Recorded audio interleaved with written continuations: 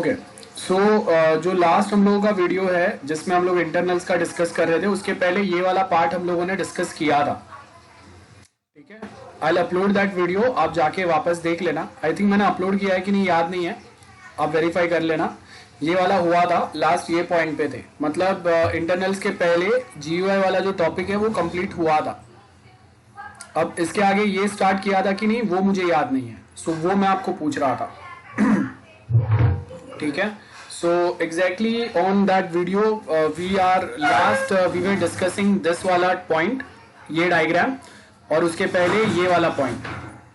Okay, so today will be starting with this topic that is project management.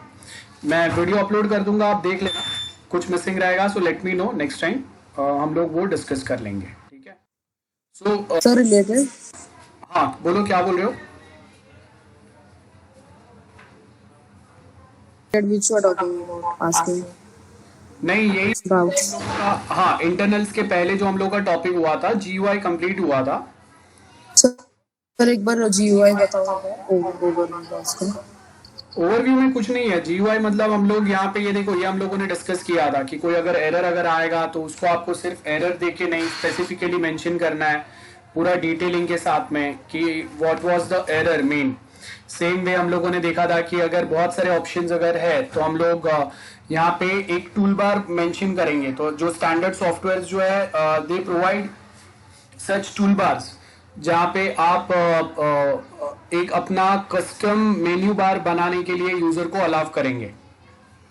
Then same वे हम लोगों ने इसके आगे के जो पॉइंट्स है वहां पे ये भी डिस्कस किया था कि एक कॉमन जीयूआई होना जरूरी है। इन दिस पॉइंट, ये वाला एक्सेल, पावर पॉइंट और पीपीटी, जहां पे हम लोगों ने डिस्कस किया था कि मोस्ट ऑफ फंक्शंस अगर आप देखेंगे, basic functions, print function, text जो सिलेक्ट करते हैं हम लोग, बोल्ड, इटैलिक, अंडरलाइन करते हैं, कलर करते हैं, वो most of function remains the same. उसके options, place remains the same whether we use Word, PowerPoint और एक्सेल। तो इसका बेनिफिट क्या होता है कि आधे चीजें आप अगर एक सॉफ्टवेयर यूज करते हैं तो आधे चीजें आप ऑलरेडी यूज करना सीख जाते हैं। सो ये आपका बेनिफिट होता है कि उसके एडवांस चीजें आप इजीली सीख सकते हैं। ठीक है, सो आप एक बार, अभी मैं वीडियो अपलोड करूंगा वो आप देख लेना। आई थिंक अपलोड किया है, आई डोंट रिमेम्बर, मैं आज चेक कर लूंगा। ठीक है, सो इन 1-2 डे दिस वीकेंड में मैं डाल दूंगा अगर मिसिंग रहेंगे जो भी वीडियोस वो सारे। Now we have project management. So project management, TY में आपके पास प्रोजेक्ट मैनेजमेंट का पूरा एक कंप्लीट टॉपिक है about software project management. So हम लोग पूरा अभी यहाँ पे डिस्कस नहीं करेंगे। टीवाई में आपका एसपीएम जो सब्जेक्ट है उसमें आपके और डिटेलिंग आएंगे, बट मेनली उसका जो कुछ कंसेप्ट जो है वो जो हम लोग अभी सॉफ्टवेयर इंजीनियरिंग में पढ़ रहे हैं, same is applicable there as well. So software project management mainly हम लोग यहाँ पे क्या बात कर रहे हैं, जैसे हम लोग को एक फिजिकल प्रोजेक्ट अगर हैंडल करते हैं वैसे ही आप सॉफ्टवेयर प्रोजेक्ट भी हैंडल करेंगे। Like if we are dealing with a project, जैसे आप देखो कि we have a highway project और अ ब्रिज प्रोजेक्ट, तो उसमें क्या होता है कि अगर मैं कोई ऐसे हाईवे या ब्रिज प्रोजेक्ट अगर बना रहा हूँ तो आपको कोई एक टाइमलाइन के अंदर वो प्रोजेक्ट कंप्लीट करना रहता है। अगर वो स्पेसिफिक टाइम में अगर प्रोजेक्ट कंप्लीट नहीं हो गए, डिले हो गए, तो उसका कॉस्टिंग भी बढ़ जाएगा। Because suppose if you suppose to complete any highway project within 5 years, अब वो 5 का 10 साल हो गया, तो 10 साल में जो सीमेंट्स और बाकी के जो प्रोडक्ट्स है वो सबके रेट्स बढ़ गए। वो उनके रेट्स बढ़ने के साथ में जो लोग उस पर काम करेंगे उनके सैलरीज बढ़ गए। तो as a result it happens कि जो स्टार्टिंग में आपका कोई एक प्रोजेक्ट जो अगर 50 करोड़ में बन रहा था या 100 करोड़ में बन रहा था, अभी उसका कॉस्टिंग जो है वो 150 करोड़ तक जा सकता है। सो एक प्रोजेक्ट आप कितना एफिशिएंटली हैंडल कर पाते हो उसके बेस के ऊपर उसका सक्सेस डिपेंड करेगा। तो अगर मैं बोल रहा हूँ कि कोई एक हाईवे प्रोजेक्ट, जैसे आप देखो कि प्राइवेटली ओन कुछ प्रोजेक्ट्स रहते हैं ना, वो बहुत इजीली कंप्लीट होते हैं, बहुत स्मूथली कंप्लीट होते हैं। गवर्नमेंट के अंदर क्या रहता है कि कोई किसी के ऊपर रिस्पॉन्सिबिलिटी नहीं ले रहा है, तो उसकी वजह से project always gets delayed. So up government what started with, they started with the public private partnership, PPP model. तो अंडर दिस पीपीपी मॉडल क्या होगा कि गवर्नमेंट जो है वो उठा के डायरेक्टली कोई एक प्रोजेक्ट जो है वो प्राइवेट कंपनी को दे देंगे, थोड़े टाइम बोलेंगे कि आप ही उसमें से पैसा कमाओ, और बाद में वो प्रोजेक्ट जो है वो गवर्नमेंट के अंडर आ जाएगा थोड़े साल के बाद में। तो अगर कोई एक रोड भी अगर बनाना है तो गवर्नमेंट क्या करेंगे, प्राइवेट कंपनी को वो ऑर्डर दे देंगे, प्राइवेट कंपनीज अपने लोग अपने एजेंसीज को लगा के वो प्रोजेक्ट कंप्लीट कराएंगे ऑन टाइम, क्योंकि गवर्नमेंट ने एक फिक्स अमाउंट उनको बोला हुआ है। तो अगर एक्स्ट्रा टाइम हुआ, डिले हुआ प्रोजेक्ट, तो वो प्राइवेट कंपनी जो है उसका लॉस होगा, तो कोई अपना लॉस तो करेगा नहीं, तो सारे प्रोजेक्ट्स जो है वो ऑन टाइम हो जाएंगे, क्वालिटी का गारंटी भी उनको ही देना है। सो मेनली अभी क्या हो रहा है कि हम लोग सारा जो बर्डन है वो ये प्राइवेट कंपनीज पे डाल रहे हैं। तो प्राइवेट कंपनीज पे बर्डन डालने का बेनिफिट क्या होगा कि आपके ये जो भी कुछ प्रोजेक्ट डिले के जो प्रॉब्लम्स आ रहे थे वो अभी नहीं आएंगे, बिकॉज हम लोग अपने साइड से चीजों को टाइम पे कंप्लीट करने का ट्राई कर रहे हैं, सो दैट हम लोगों का लॉस ना हो या हम लोगों का प्रॉफिट मेंटेन है। तो प्राइवेट कंपनीज क्या करेंगे, एक स्टैंडर्ड मॉडल फॉलो करेंगे, एक स्ट्रिक्ट गाइडलाइंस फॉलो होगा सॉरी, एक स्ट्रिक्ट टाइमलाइन फॉलो होगा। तो सेम चीज गोज हियर एज वेल। तो सक्सेस क्राइटेरिया में अगर आप देखेंगे कि हम लोग क्या बोल रहे हैं, we suppose to deliver some software to customer at agreed time, keep overall cost within the budget, deliver software that meets customer expectation, maintain a happy and well functioning development team. Now software management में हम लोगों को क्या बोला है, the product is intangible, मतलब आप software को देख के उसको सिर्फ ओपन करके वी कैन नॉट आइडेंटिफाई को इंटरनली वो कितना बेटर बना रहेगा।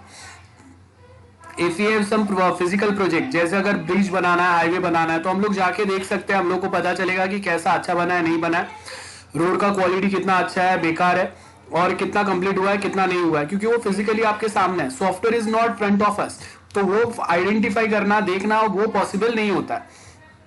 Many software projects are one-off project, मतलब large projects are usually different in some way from the previous project. Even managers who have lots of previous experience may find it difficult, क्योंकि technological change हो रहा है, कुछ new way में बना रहे हैं जो पहले हम लोगों ने बनाया नहीं है। तो सॉफ्टवेयर इंडस्ट्री में सबको ये तकलीफ बहुत ज्यादा आता है कि आपके पास बहुत बार आप अगर स्टार्टअप है ना, तो every time you will find some or the other project which is different from the previous one. तो आपका प्रीवियस जो नॉलेज है ना वो ज्यादा कहीं काम ही नहीं आता है, हर एक चीज आपको वापस स्क्रैच से करना पड़ता है। And software processes are variable and organization specific. कभी कभी ऐसा होगा कि आपको एक बड़ा सॉफ्टवेयर बनाना है, लेकिन प्रीवियस सॉफ्टवेयर में से बहुत सारी चीजें आप रीयूज करेंगे तो आपका काम कम हो गया। कभी कभी ऐसा होगा कि आपका प्रोजेक्ट काफी बड़ा है और आपके पास प्रीवियस कोई उसके एक्सपीरियंस या कोई रीयूजेबल चीजें नहीं है, तो आपको बहुत ज्यादा खुद से मेहनत करना पड़ेगा, राइट। सो ये आपके कहीं ना कहीं प्रॉब्लम्स आते हैं। नाउ मैनेजमेंट एक्टिविटी में अगर आप देखेंगे, project planning is not up to the mark. Under management activity as you can see we have project planning. So project planning में एस्टिमेशंस बताएंगे, एक शेड्यूल, एक टाइम टेबल बना देंगे, और हर एक पर्सन का एक स्पेसिफिक टास्क क्या होगा ना वो बता देंगे हम लोग। ये बहुत जरूरी है सर। एस्टिमेशन, हाँ एस्टिमेशन, हाँ एस्टिमेशन मतलब टोटल आपका कॉस्टिंग कितना होगा। लाइक इफ आई से कि okay we have 6 months time, तो प्रोजेक्ट एस्टिमेशन में हम लोग बताएंगे कि ओके 6 months में 10 people और 20 people are going to work, तो उनका सैलरी, देन कंपनी का प्रॉफिट, ये सब निकाल के टोटल एस्टिमेशंस कितने होंगे, मतलब टोटल बजट आपका कितना जाएगा, 1 लाख, 5 लाख, 10 लाख, 20, 25, 30 लाख कितना होगा वो। सो प्रोजेक्ट प्लानिंग में ये आएगा। तो project planning, project managers are responsible for planning, estimating and scheduling project development and assigning people to the task. So किसको असाइन करना है और जिसको हम लोग असाइन कर रहे हैं वो अभी हम लोग के बजट में है क्या। Now remember every time we can not find experience people. In project planning आपका वही सेम आएगा, एस्टिमेशंस वाला पार्ट आएगा, किसको असाइन करना है वो आपको देखना है। नाउ रिमेंबर वन थिंग कि when we are assigning people, it's not always कि आपको सारे एक्सपीरियंस डेवलपर्स ही मिलेंगे, उसका सैलरीज ही हम लोग अफोर्ड नहीं कर पाएंगे। Like if we have some developers who got experience of 5 or 10 years, उनका सैलरी 2 लाख 3 लाख होगा, और उसी में आप अगर फ्रेशर्स को हायर करेंगे उनका सैलरी लेट्स सपोज कि दे हैव 25-30,000। सो जितने सैलरी में आपका एक एक्सपीरियंस डेवलपर आएगा उतने में आपके freshers with less experience, we can say not completely freshers but with less experience developers जो है वो आपको सपोज 6, 7 या 8 मिल जाएंगे। So that is something which is very much required कि which type of software we are working on, the level of complexity of that software, and with respect to that complexity which type of people we can assign them. And sometimes if we are not be able to, or we are not in a position to develop few things, क्योंकि हम लोगों ने पहले workout नहीं किया है, तो instead of we individually working on it, we can just pass on the same project और outsource that project to some third party who is expert in such things. Like we have mobile development companies जो mobile app develop करते हैं, या फिर we have some company who are specialised in cloud applications. ठीक है, तो ऐसे हम लोग देखेंगे. देन रिपोर्टिंग का मतलब है प्रोजेक्ट मैनेजर को वीकली बेस पे, डेली बेस पे विल प्रोवाइड अ रिपोर्ट कि किसका काम, आज का हम लोगों का ये काम था, वो हुआ नहीं हुआ है, अगर किसी का डिले हुआ तो क्या उसका रीजंस है, एंड अगर वो ये हफ्ते का if we have some work schedule for this week and अगर वो नहीं हुआ, then who is responsible. Risk management में क्या आएगा? Project manager assess the risk that may affect a project, monitor this risk and take action when problem arise. People management बहुत simple है. एक जो लीडर है, he should be a sensible one, he should understand everyone's psychology और सबके साथ proper way में behave करने आना चाहिए. इट शुड नॉट हैपन कि किसी के साथ पार्शियलिटी हो रहा है, किसी को बहुत ज्यादा फेवर कर रहा है, या फिर बहुत ज्यादा वो बॉस वाला चीज है उसमें. So people are scared not to talk with him. Respect नहीं करता है किसी, कोई अगर आके कोई सजेशंस देते, क्वेश्चन पूछते हैं, तो he is not answering in a proper way. That should not be the case. Then last में प्रपोजल राइटिंग आएगा. प्रपोजल राइटिंग मतलब फाइनली आपका प्रोजेक्ट में जो कॉन्ट्रैक्ट होगा, तो उसमें कितना टाइम, क्या चीज क्या करेंगे हम लोग, वो पूरा एक डिटेल में लिखेंगे ऊपर जो भी हम लोगों ने डिस्कशन किया वो. Risk management. अब रिस्क जो है वो आपके अलग अलग रिस्क हो सकते हैं. सबसे पहला प्रोजेक्ट रिस्क हो सकता है. as you can see we have 3 types of risk: project risk, product risk and business risk. Project risk में क्या आएगा कि आपने जो टाइम टेबल दिया है वो टाइम पे आप अपना प्रोजेक्ट कंप्लीट नहीं कर पा रहे because we don't have enough resources with us. Resources का मतलब आपके डेवलपर्स कोई दूसरे प्रोजेक्ट पे काम कर रहे हैं, या वो डेवलपर्स को जो लैपटॉप्स, कंप्यूटर्स या और कोई सॉफ्टवेयर की जरूरत है वो कोई दूसरे डिवाइस पे है, या वो डिवाइस अभी अवेलेबल नहीं है, या वो अवेलेबल है तो कोई दूसरा उस पर वर्क कर रहा है ना. तो ये हम लोगों का प्रॉब्लम हो सकता है कि आपने टाइम टेबल बहुत रिस्ट्रिक्टेड टाइम टेबल रखा है, उतने टाइम में हम लोग नहीं कंप्लीट कर पा रहे. सो रिमेंबर वन थिंग, कभी कभी क्या होता है कि प्रोजेक्ट मैनेजर्स जो रहते हैं, जो क्लाइंट साइड डील करते हैं, वो कभी कभी बहुत बड़े प्रॉमिस करके आते हैं, बट प्रैक्टिकली डेवलपर एंड पे वो पॉसिबल नहीं रहता है. तो हम लोगों को ये देखना है. प्रोडक्ट रिस्क का मतलब है कि आपने बना तो दिया, अभी सॉफ्टवेयर कैसे तो धक्का मार के बना दिया, कैसे भी जोड़ तोड़ के, बट उस पे जो क्वालिटी आना चाहिए, जो परफॉर्मेंस आना चाहिए वो नहीं है. लाइक सपोज कि we have developed one online exam conduct करने का सॉफ्टवेयर. सो अब 50 लोग उस पर जब आ रहे हैं, इट वर्क्स फाइन, बट जैसे ही 150 या 200 students joins for online examination, so किसी को कोई क्वेश्चन दिखता है, किसी को कोई क्वेश्चन विजिबल ही नहीं रहता है. So we won't find any issue from student don't find any issues. वो क्या बोलेंगे कि मुझे इतने क्वेश्चन मिले तो मैंने इतने आंसर किए, बट एक्चुअली जब रिजल्ट जनरेट होगा that time they will create a issue ना, कि हम लोगों ने तो सारे क्वेश्चंस के आंसर दिए थे, तो हम लोगों को इतने कम मार्क्स क्यों आ गए. देन बिजनेस रिस्क मतलब we are thinking about some software, but actually do we require that software, या कोई दूसरा कॉलेज का देख के ये XYZ कॉलेज जो है वो अपना खुद का सॉफ्टवेयर बनाने का ट्राई कर रहा है जो उनको रिक्वायर्ड भी नहीं है ना. ये सारे हम लोगों के पॉइंट्स रहेंगे. Then examples of common project, product या बिजनेस रिस्क में क्या आएगा? स्टाफ टर्नओवर, मतलब एक्सपीरियंस स्टाफ जो है वो प्रोजेक्ट छोड़ के जा रहे हैं. अब आपका कभी कभी कोई प्रोजेक्ट जो है वो 2-3 साल चल रहा है, अब उसी के बीच में जो आपके एक्सपीरियंस स्टाफ प्रोजेक्ट पे काम कर रहे थे, they find some better job with 30-40% salary hike, तो वो बीच में से छोड़ के चले गए. अब आप उसके जगह पे किसी दूसरे को लाओगे तो उसको वापस वो पूरा प्रोजेक्ट जो अब तक बना हुआ है वो समझेगा, तभी तो वो आगे कंटिन्यू कर पाएगा. That's one thing. Management change. Management का मतलब जैसे आप देखो कि कॉलेज में भी हम लोगों का मैनेजमेंट होता है ऊपर, जो कॉलेज को फाइनेंस करते रहता है to keep it working, to keep it running. Suddenly पूरा मैनेजमेंट चेंज हो गया, तो जैसे मैनेजमेंट चेंज होंगे, उनके ऑर्गेनाइजेशन पॉलिसी स्टैंडर्ड जो है वो चेंज हो गए. So that can directly affect the project. So suppose कि पहले जो मैनेजमेंट था उन्होंने 10 लाख का एस्टिमेशन या बजट दिया हुआ था, 15 डेवलपर्स अलॉट किए थे. जैसे न्यू मैनेजर वो कॉस्ट कटिंग पे लग गया, तो उन्होंने 15 लाख का डायरेक्ट 5 लाख कट करके 10 लाख डाल दिया. 15 डेवलपर्स थे, उसमें सिर्फ 10 डेवलपर्स ही रख दिए. तो अब क्या हो गया? मैनेजमेंट चेंज की वजह से पॉलिसीज चेंज हो गए, जो हम लोगों को रिसोर्सेज अलॉट हुए थे, बजट अलॉट हुआ था, उसमें कहीं ना कहीं कॉम्प्रोमाइज हो गया. हार्डवेयर अनअवेलेबिलिटी, मतलब आपके पास जो रिक्वायर्ड लैपटॉप्स आपको रिक्वायर्ड है और कोई डिवाइसेस रिक्वायर्ड है वो हम लोग के पास नहीं है। रिक्वायरमेंट चेंज हो गए, कस्टमर साइड से ही पहले जो फंक्शंस या कुछ चीजें उन्होंने बताए थे अब वो उनको रिक्वायर्ड नहीं है। जैसे स्टार्टिंग में we were developing a software from for some XYZ college, अब सडनली लॉकडाउन एंड हो गया, now there is not going to be any lockdown in near future, तो they don't required a software जहाँ पे हम लोग online lecture conduct करें या ऑनलाइन एग्जामिनेशन कंडक्ट करें, because everything going to be physical. So requirement change हो गया, राइट। सो लॉकडाउन के टाइम पे we have started working with the project, finally अभी हम लोग उनको डिलीवर करने वाले थे, सडनली लॉकडाउन एंड्स, सो अभी आपके रिक्वायरमेंट चेंज हो गए, तो now again we suppose to work on the new requirements जो उनके फिजिकल कॉलेज रिलेटेड रहेंगे। Again that is the problem, size जो है वो आपने अंडर एस्टिमेट किया था। जैसे अभी अगर मैं आपको बोल रहा हूँ कि ऑनलाइन कॉलेज को छोड़ के अभी हम लोग फिजिकल कॉलेज के लिए फंक्शंस बनाएंगे, तो आपने जो साइज सॉफ्टवेयर का सोचा था और उससे वो सॉफ्टवेयर जो है वो काफी बड़ा निकला, आप एग्जैक्टली उसको जज नहीं कर पाए। Again that is the problem. Case tools जो हम लोगों ने डायग्राम्स जो बनाए थे, बराबर है, डायग्रामेटिक रिप्रेजेंटेशन जो किया था वो अंडर परफॉर्म हुआ, मतलब वो एग्जैक्टली रिक्वायरमेंट्स को जज नहीं कर पाया या उसको डिस्प्ले नहीं कर पाया। टेक्नोलॉजी चेंज हो गया, जब हम लोगों ने चालू किया था तो जो मोबाइल ऐप हम लोग डेवलप कर रहे थे, suppose we have started developing mobile app in Java, but now suddenly Kotlin is more popular compare to mobile app development में जावा जितना पॉपुलर है।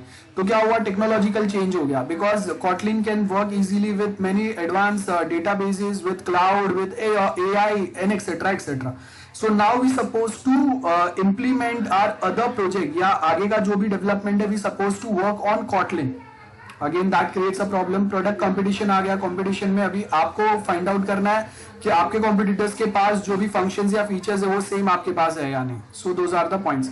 रिस्क मैनेजमेंट में आइडेंटिफाई द रिस्क। अब सबसे पहले जब तक आप रिस्क आइडेंटिफाई नहीं करेंगे तो आप रिस्क जो है उसको सॉल्व करने का सवाल ही नहीं आता है। रिस्क का मतलब क्या है, कोई future consequences. Like if I say कि मैं हेलमेट नहीं पहनूंगा, तो जब तक मुझे आइडेंटिफाई नहीं होगा कि अगर एक्सीडेंट होगा और गलती से अगर सर पे मार लग गया तो जान जा सकता है, ये मैंने रिस्क आइडेंटिफाई किया, एनालाइज किया। एनालाइज का मतलब है कि कितने क्या कॉन्सिक्वेंसेस है कि एक्सीडेंट हो सकता है। तो हम लोगों ने देखा कि अगर हाँ हम लोग हाईवे से जा रहे हैं, कोई ट्रैफिक वाले रोड से जा रहे हैं या खाली रोड से जा रहे हैं जहाँ पे कार्स बहुत ज्यादा स्पीड में जाते हैं, तो वहां पे ये रिस्क बहुत ज्यादा है।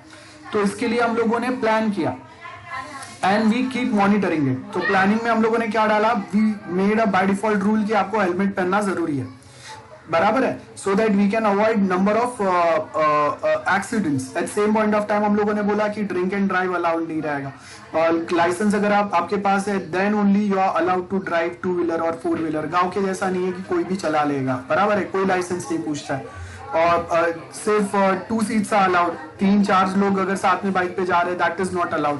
सो this is the risk planning कि हम लोगों ने देखा कि नंबर ऑफ एक्सीडेंट्स बहुत ज्यादा हो रहे हैं, तो हम लोगों ने आइडेंटिफाई किया कि क्यों एक्सीडेंट ज्यादा हो रहे हैं। सबसे पहले विदाउट लाइसेंस वाले लोग चला रहे हैं, ड्रिंक एंड ड्राइव केस हो रहे हैं, एक बाइक पे 3-4-5 लोग जा रहे हैं उसकी वजह से एक्सीडेंट्स हो रहे हैं, हेलमेट नहीं पहन रहे हैं उसकी वजह से डेथ ज्यादा हो रहे हैं। तो ये हम लोगों ने रिस्क आइडेंटिफाई किया, तो अभी उसको कम करना है हम लोगों को। तो हम लोग क्या करेंगे, उसके लिए हम लोगों ने रूल्स बना दिए कि कंपलसरी ये पॉइंट्स आपको फॉलो करना ही है। और देन वी कीप मॉनिटरिंग, मतलब ट्रैफिक पुलिस जो है वो हर एक सिग्नल पे कहीं ना कहीं वो ये मॉनिटर करते रहेंगे कि कितने बाइक वाले निकल रहे हैं जो अभी भी विदाउट हेलमेट जा रहे हैं, ट्रिपल सीट जा रहे हैं या रॉन्ग वे से जा रहे हैं, है ना। So that is how we basically maintain or identify risk for our software project as well. That is what... Sir, can you give this example related to project?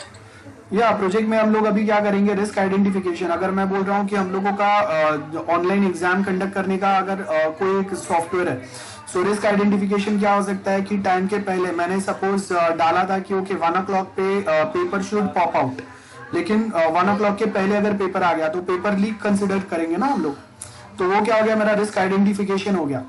या फिर कभी कभी ऐसा हो सकता है कि किसी को जो प्रोफेसर जो है उसका लॉगिन डिटेल मिल गए, क्रेडेंशियल मिल गए, या फिर जो एडमिन क्रेडेंशियल मिल गए, तो वो रिस्क हो सकता है। तो आपको एडमिन पैनल जो है वो दूर रखना है, स्टूडेंट्स के पास नहीं आना चाहिए। वो कहाँ से हम लोग एडमिन पैनल में जाएंगे उसका एग्जैक्ट URL उनको पता नहीं होना चाहिए। तो ये हम लोगों ने रिस्क आइडेंटिफाई किए, एनालाइज किए, ये लिस्ट आउट किए कि कौन से रिस्क हो सकते हैं। एक एग्जाम ऑनलाइन चल रहा है, सडनली पेपर जो है वो आपका हैंग हो गया बिकॉज ट्रैफिक या स्टूडेंट्स, नंबर ऑफ स्टूडेंट्स बढ़ गए, दूसरा कि टाइम के पहले पेपर आ गया या टाइम के बाद में आया तो क्या हुआ, एग्जाम में डिले हो गया, 5 मिनट 10 मिनट आपका एग्जाम डिले चलेगा, लेकिन आपने ऑनलाइन टाइम सेट किया हुआ है कि एग्जाम विल एंड एट 1:30 और 2:30, तो अभी उससे क्या होगा कि आपका एग्जाम जो है वो और डिले हो गया।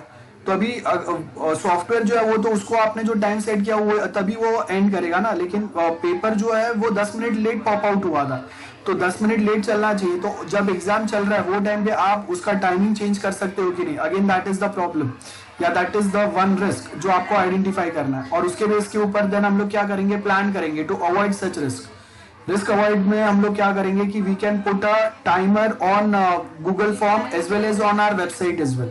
तो उससे क्या होगा, दो साइड पे हम लोगों ने टाइमर रखा हुआ है, तो दोनों में से एक टाइमर तो सक्सेसफुली वर्क करेगा जिससे on time exam paper pop out होगा। ट्रैफिक अगर जनरेट होगा तो हम लोगों को पता चलना चाहिए, कोई स्टूडेंट अगर बाहर लॉग आउट हो जाता है ड्यूरिंग एग्जाम तो उसका टाइमर जो है काउंटडाउन जो है वो वहां पे स्टॉप करो, वापस वो ज्वाइन करेगा, तब से उसका काउंटडाउन वापस चालू करो। तो ये हम लोगों ने प्लान किया और उसके हिसाब से we have worked on it, that's it. Risk identification, कौन से रिस्क हो सकता है, टेक्नोलॉजी, पीपल, ऑर्गेनाइजेशनल रिक्वायरमेंट और एस्टिमेशन रिस्क। टेक्नोलॉजिकल रिस्क बहुत सिंपल है, टेक्नोलॉजिकल चेंज हो गया, स्टार्टिंग में हम लोग सिर्फ सिंपल ओरेकल डेटाबेस पे वर्क कर रहे थे, अभी बिग डेटा एनालिसिस आ गया, मोंगोडीबी आ गया, जिसमें हम लोग बड़े बड़े वे में, जैसे आप देखो कि अगर मैं अमेजोन पे जाके कोई एक प्रोडक्ट अगर सर्च करता हूँ तो नेक्स्ट टाइम मुझे वो सिमिलर टाइप के प्रोडक्ट का ही एडवर्टाइजमेंट मिलता है। Why? Because we have applied big data analysis on those databases. So वो टेक्नोलॉजिकल चेंज हुए, तो स्टार्टिंग में जो हम लोग नॉर्मल डेटाबेस यूज कर रहे थे वो सेम डेटाबेस हम लोग आज के टाइम पे यूज नहीं कर रहे, we are using something more advance. Then people got changed, मतलब आपका जो अभी स्टाफ जो है जिसको आपने ट्रेन किया, सिखाया, 2 साल रखा आपका साथ, उसका 2 साल का बॉन्ड था, जैसे ही 2 साल का बॉन्ड कंप्लीट हुआ वो एम्प्लॉइज जो है वो कोई आपसे बेटर जॉब कहाँ पर मिल रहा है, आपसे बेटर सैलरी मिल रहा है, वहां पे वो चले गए, तो क्या हो गया, आपने किसी को जो सिखाया था, जो जिनको इन एंड आउट सब कुछ पता था, वो लोग ऑर्गेनाइजेशन छोड़ के चले गए, तो अभी आपको न्यू स्टाफ को रिक्रूट करना है, और रिक्रूट करने के साथ में आपको वापस उनको ट्रेन करना पड़ेगा। तो अगर आप अभी बैकअप स्टाफ अगर अपने पास नहीं रख रहे हो, so this will create a problem ना, कोई एक प्रोजेक्ट आपका कभी ढंग से खत्म ही नहीं होगा अगर आपका एक स्टाफ छोड़ने के बाद में अगर आपका प्रोजेक्ट के लिए दूसरे लोगों को अगर वापस आपको अगर ट्रेन करना पड़ रहा है, so that is the most difficult task. So आपको ये भी देखना है।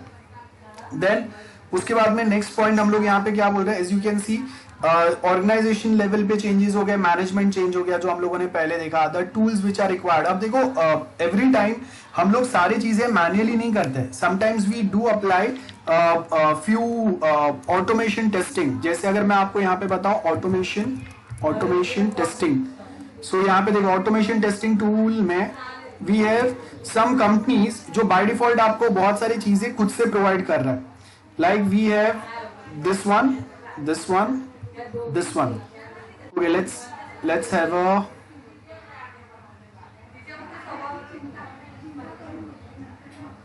okay, we have this one. Okay, I hope this is visible to everyone. Frog Logic, सबको टैब विजिबल है? Hello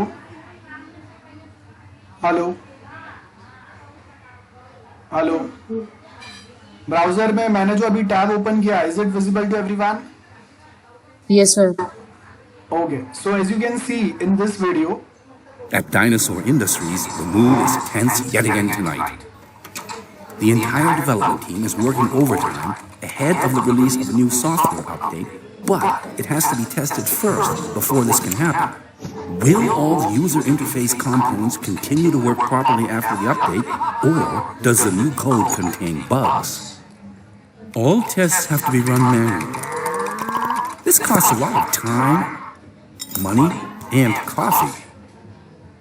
The firm Chilling Bee Inc. is about to make an update of their flagship software product available as well. Yet the team is still able to leave work on time to enjoy some quality after-work time. No overtired developers, no mouse or keyboard clicks, and no perpetually brewing coffee machine. This is all thanks to the Squish GUI tester from Frog Logic, which Chilling Bee Inc. has been relying on for years. It enables the company to run all the required tests completely automatically across all platforms and without requiring adoptions to test scripts when the user interface changes. The Squish GUI tester generates just a single test script. Just one. अब देखो main तकलीफ क्या होता है कि कभी कभी हम लोग जब मल्टीपल अलग अलग प्लेटफॉर्म्स पे वर्क करते हैं तो डेवलपमेंट तो अलग होता ही है, साथ में टेस्टिंग भी अलग होता है. सो यहाँ पे when we use such readily available market में readily available software tools, testing tools, तो वो आपको ये सारा जो मेहनत है ना आपका कहीं ना कहीं बचा रहा है. मतलब यही मेरा एक ही टेस्टिंग पार्ट रहेगा जिससे मैं अपने सॉफ्टवेयर को, as you can see here, I can use और I can run the same software on Linux, उसके अलग अलग distribution, Apple, Mac, iOS, Windows, उसका desktop version, mobile version, embedded device, tablet, mobile, सबके ऊपर एक साथ एक ही वे में वर्क कर सकता हूं. अगर मैं ये नहीं करूंगा तो क्या होगा, we suppose to apply different test scripts, different testing techniques. तो यहाँ पे क्या हो गया, ये मेरा टाइम बचा दिया इसने. So as you can see in this part आपको ये सेम चीज ही बता रहे हैं हम लोग यहाँ पे. सो यहाँ पे आपको क्या बोल रहा है, टूल्स. तो हम लोग क्या करेंगे, ऐसे automation testing tool, development tools जो है ना वो यूज करेंगे जिससे आपका टाइम बचेगा और क्वालिटी वर्क होगा. रिक्वायरमेंट आप एक ही बार देखो कि कहाँ कहाँ पे क्या क्या चेंजेस की जरूरत है और वही बेस में हम लोग रिक्वायरमेंट्स गैदर करेंगे. अगर चेंज आ गया तो हम लोग इंक्रीमेंटल या फिर इटरेटिव वे में वर्क करेंगे, जहाँ पे एक मॉड्यूल छोड़ दो उसके आगे जब नेक्स्ट डेवलपमेंट होगा, नेक्स्ट पार्ट बनाएंगे, वहां पे हम लोग नए चेंजेस अप्लाई कर देंगे. So this are the points. Estimation में we can say time required to develop the software is estimated, then the rate of defects. अब हम लोगों ने सबसे पहले तो 6 मंथ्स का टाइम लिया था, but we required suppose 8 months to develop that software. तो वो first estimation, time estimation wrong गया. देन डेवलपमेंट के टाइम पे जितने एरर्स आ रहे थे तो हम लोगों ने ये नहीं अज्यूम किया था कि इतने सारे एरर्स आएंगे, but we are facing this many errors और डिफेक्ट्स. अगेन वो अंडर एस्टिमेट हो गया. साइज ऑफ सॉफ्टवेयर वो अगेन अंडर एस्टिमेट हो गया. So this are the problems. जहाँ पे आपने जब एस्टिमेशन दिया, टोटल कॉस्ट जो कैलकुलेट करके दिया, तो वो टाइम पे आपने ये सारे एस्टिमेशन कैलकुलेट किए थे, लेकिन वो एस्टिमेशन आपके अजम्पशन के हिसाब से वर्कआउट नहीं कर रहे. सो that is again a problem. Risk analysis, assess probability and seriousness of each risk. Probability मतलब अगर मैं बोल रहा हूं कि कहीं पे हम लोग का डेटाबेस अगर फेल हो सकता है, so what is the probability, low, medium, high. तो यहाँ पे अगर आप देखेंगे कि हम लोग के पास अलग अलग प्रॉब्लम्स है, तो रिस्क टाइप अलग अलग है. आप इजीली पढ़ लेना, बहुत बड़ा टेबल दिया है. लाइक ऑर्गेनाइजेशन में फाइनेंशियल प्रॉब्लम आ सकता है, प्रोबेबिलिटी उसका क्या है. अभी अगर रिलायंस जैसा कंपनी है, जो हम लोग के पास टीसीएस है, अब टीसीएस में देखो जो सर्टेन 15 to 20% शेयर होल्डिंग जो है वो गवर्नमेंट का है, तो वो ऐसे ही डिसॉल्व हो ही नहीं सकता, उसमें इतने बड़े क्राइसिस आ ही नहीं सकते क्योंकि thousands of employees are working there. तो गवर्नमेंट उसको बचा लेगा, गवर्नमेंट उसको हैंडल करेगा. सो अभी हम लोग क्या बोल रहे हैं कि कोई एक ऑर्गेनाइजेशन में फाइनेंशियल रिस्क आ सकता है, तो उसका प्रोबेबिलिटी कम है, लेकिन उसका अगर इफेक्ट हुआ तो कैटास्ट्रॉफिक रहेगा. जैसे अभी लॉकडाउन हो गया, तो लॉकडाउन में सडनली अगर डिमांड कम हो गया तो क्या हो गया, फाइनेंशियल प्रॉब्लम आ गए, लोगों को जॉब से निकालना चालू किया, तो उसका प्रॉब्लम जो है वो क्या होगा. आप स्किल स्टाफ को रिक्रूट कर रहे हैं तो आपको वो स्किल स्टाफ मिलेंगे, लेकिन एकदम एक्सपीरियंस आपको हमेशा मिलेंगे ये जरूरी नहीं है. तो प्रोबेबिलिटी क्या है कि आप किसी स्किल स्टाफ को ही अपॉइंट करें जिनको आपके प्रोजेक्ट के बारे में, आपका जो वे ऑफ वर्किंग है उसके बारे में सब कुछ पता हो. वो नेक्स्ट टू इम्पॉसिबल है. आपको हर किसी को ट्रेन करना ही पड़ेगा, भले वो प्रीवियसली एक्सपीरियंस डेवलपर हो फिर भी. लेकिन अगर आप प्रॉपरली अगर उनको ट्रेन नहीं कर पाए तो वो टाइम पे वो जो भी डेवलपमेंट करेंगे वो अप टू द मार्क नहीं रहेंगे, तो उसका इफेक्ट कैटास्ट्रॉफिक हो सकता है. तो वैसे ही बहुत सारे यहाँ पे पॉइंट्स दिए, you can just easily read out this table. Risk planning, consider the each risk and develop a strategy to manage that risk. बराबर है. तो सबसे पहले तो आप प्रिकॉशनरी मेजर लो. जैसे अगर मैं बोल रहा हूँ कि अगर हम लोग कार चला रहे और वहां पे अगर एक्सीडेंट हो सकता है तो हम लोग क्या करेंगे, सीट बेल्ट लगा के रखेंगे, that is the precautionary measure. Then हम लोगों ने एयर बैग रखा हुआ है साथ में, बराबर है, सो दैट अगर एक्सीडेंट हो भी गया तो हम लोग तो बच जाएंगे, कार को जो होना है वो होने दो. तो सेम वे अगर यहाँ पे अगर मैं बोल रहा हूँ अवॉइडेंस स्ट्रेटेजी में हम लोग बोलेंगे कि अगर कोई मल्टीपल टाइम्स अनऑथोराइज वे में डेटाबेस या अकाउंट को एक्सेस करने की ट्राई कर सकता है, तो एटीएम पे अगर आप जाएंगे तो three times only entering your pin is allowed. 3 से ज्यादा बार अगर आपने रॉन्ग पिन अगर एंटर किया तो आपका कार्ड ब्लॉक हो जाएगा, है ना, आपका प्रोफाइल ब्लॉक हो जाएगा। तो वो आपको दिया है।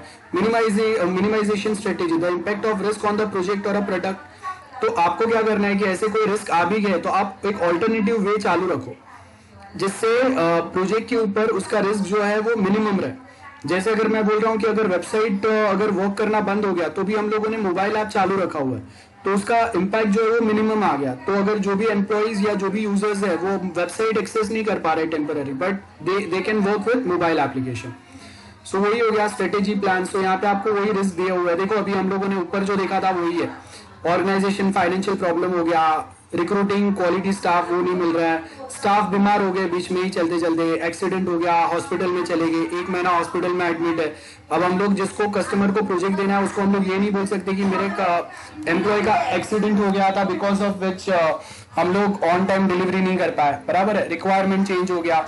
सो ये सारे हम लोग के बेसिक प्रॉब्लम है। रिस्क मॉनिटरिंग, रिस्क मॉनिटरिंग मतलब ऊपर जो भी हम लोगों के पॉइंट्स थे वो हम लोगों ने समझ ली कि कौन से प्रॉब्लम्स आ सकते हैं। तो अभी आपने सारे सजेशंस रखे हुए हैं, तो अभी आपको देखना है कि अभी आपके कौन से टाइप के इंडिकेटर्स है। रिस्क मॉनिटरिंग मतलब असेसमेंट चलेगा कि हम लोगों ने रिस्क आइडेंटिफाई किए, रेगुलरली आप आइडेंटिफाई करते रहो। अगर कहीं पे भी आपको कोई चेंजेस की जरूरत है तो as soon as you identify it, apply it, so that future में ऐसे कोई प्रॉब्लम ना आए। रिमेंबर, रिस्क मीन्स आया नहीं है, फ्यूचर में हो सकता है, वो रिस्क है। Future consequences which might happen, which might not getting. So risk identification में आपको क्या बोला है, टेक्नोलॉजी चेंज होगा, तो टेक्नोलॉजी अगर चेंज हो गया तो हार्डवेयर में चेंजेस हो सकते हैं।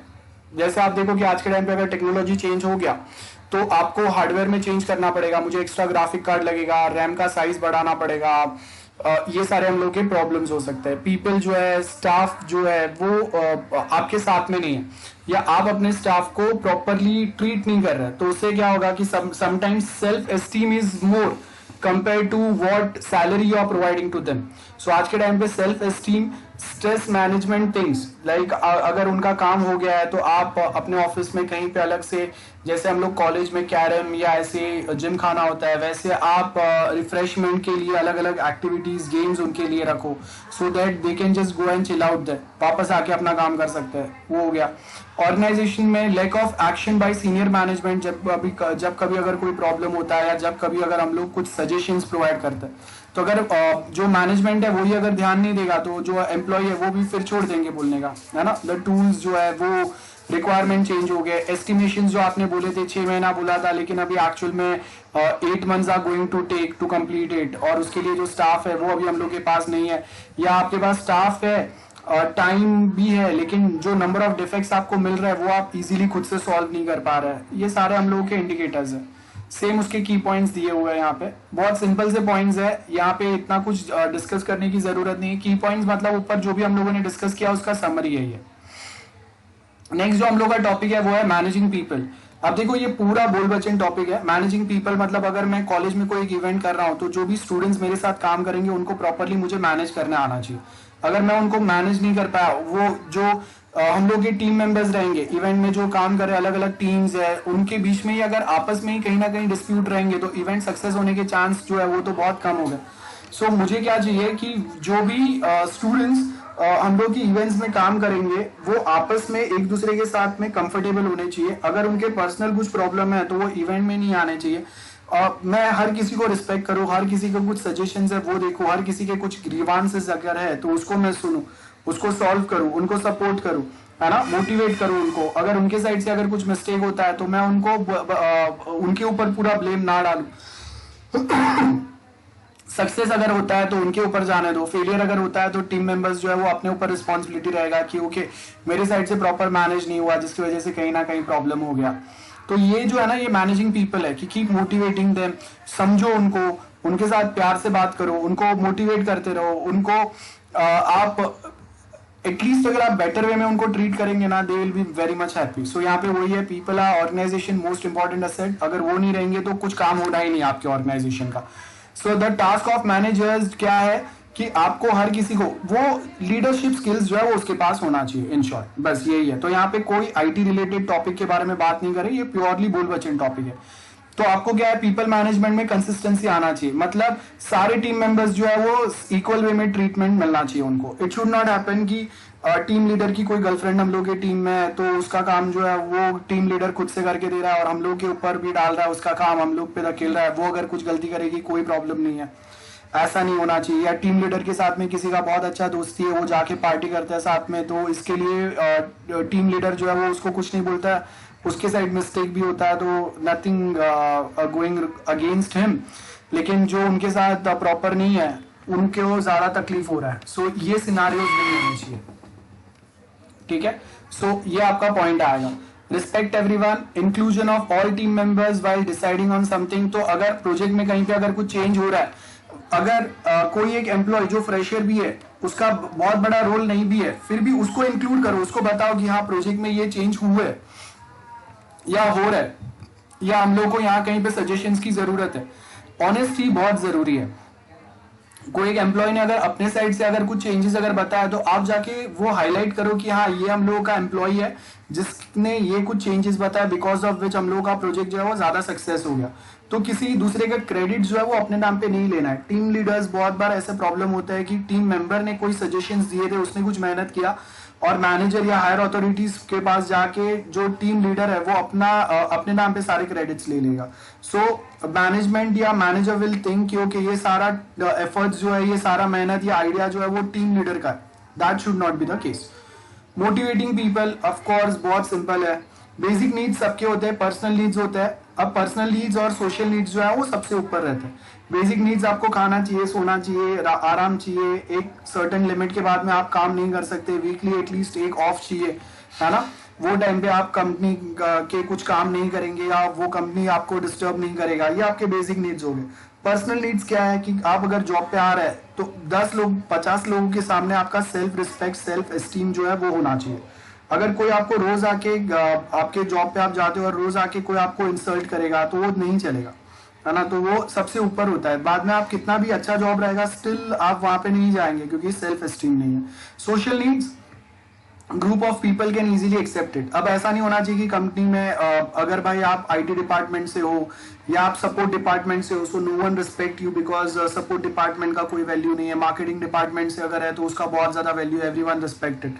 It should not B that case. तो अगर ऐसा कुछ होगा तो कंपनी में वो डिपार्टमेंट में कोई काम करने के लिए रेडी ही नहीं होगा।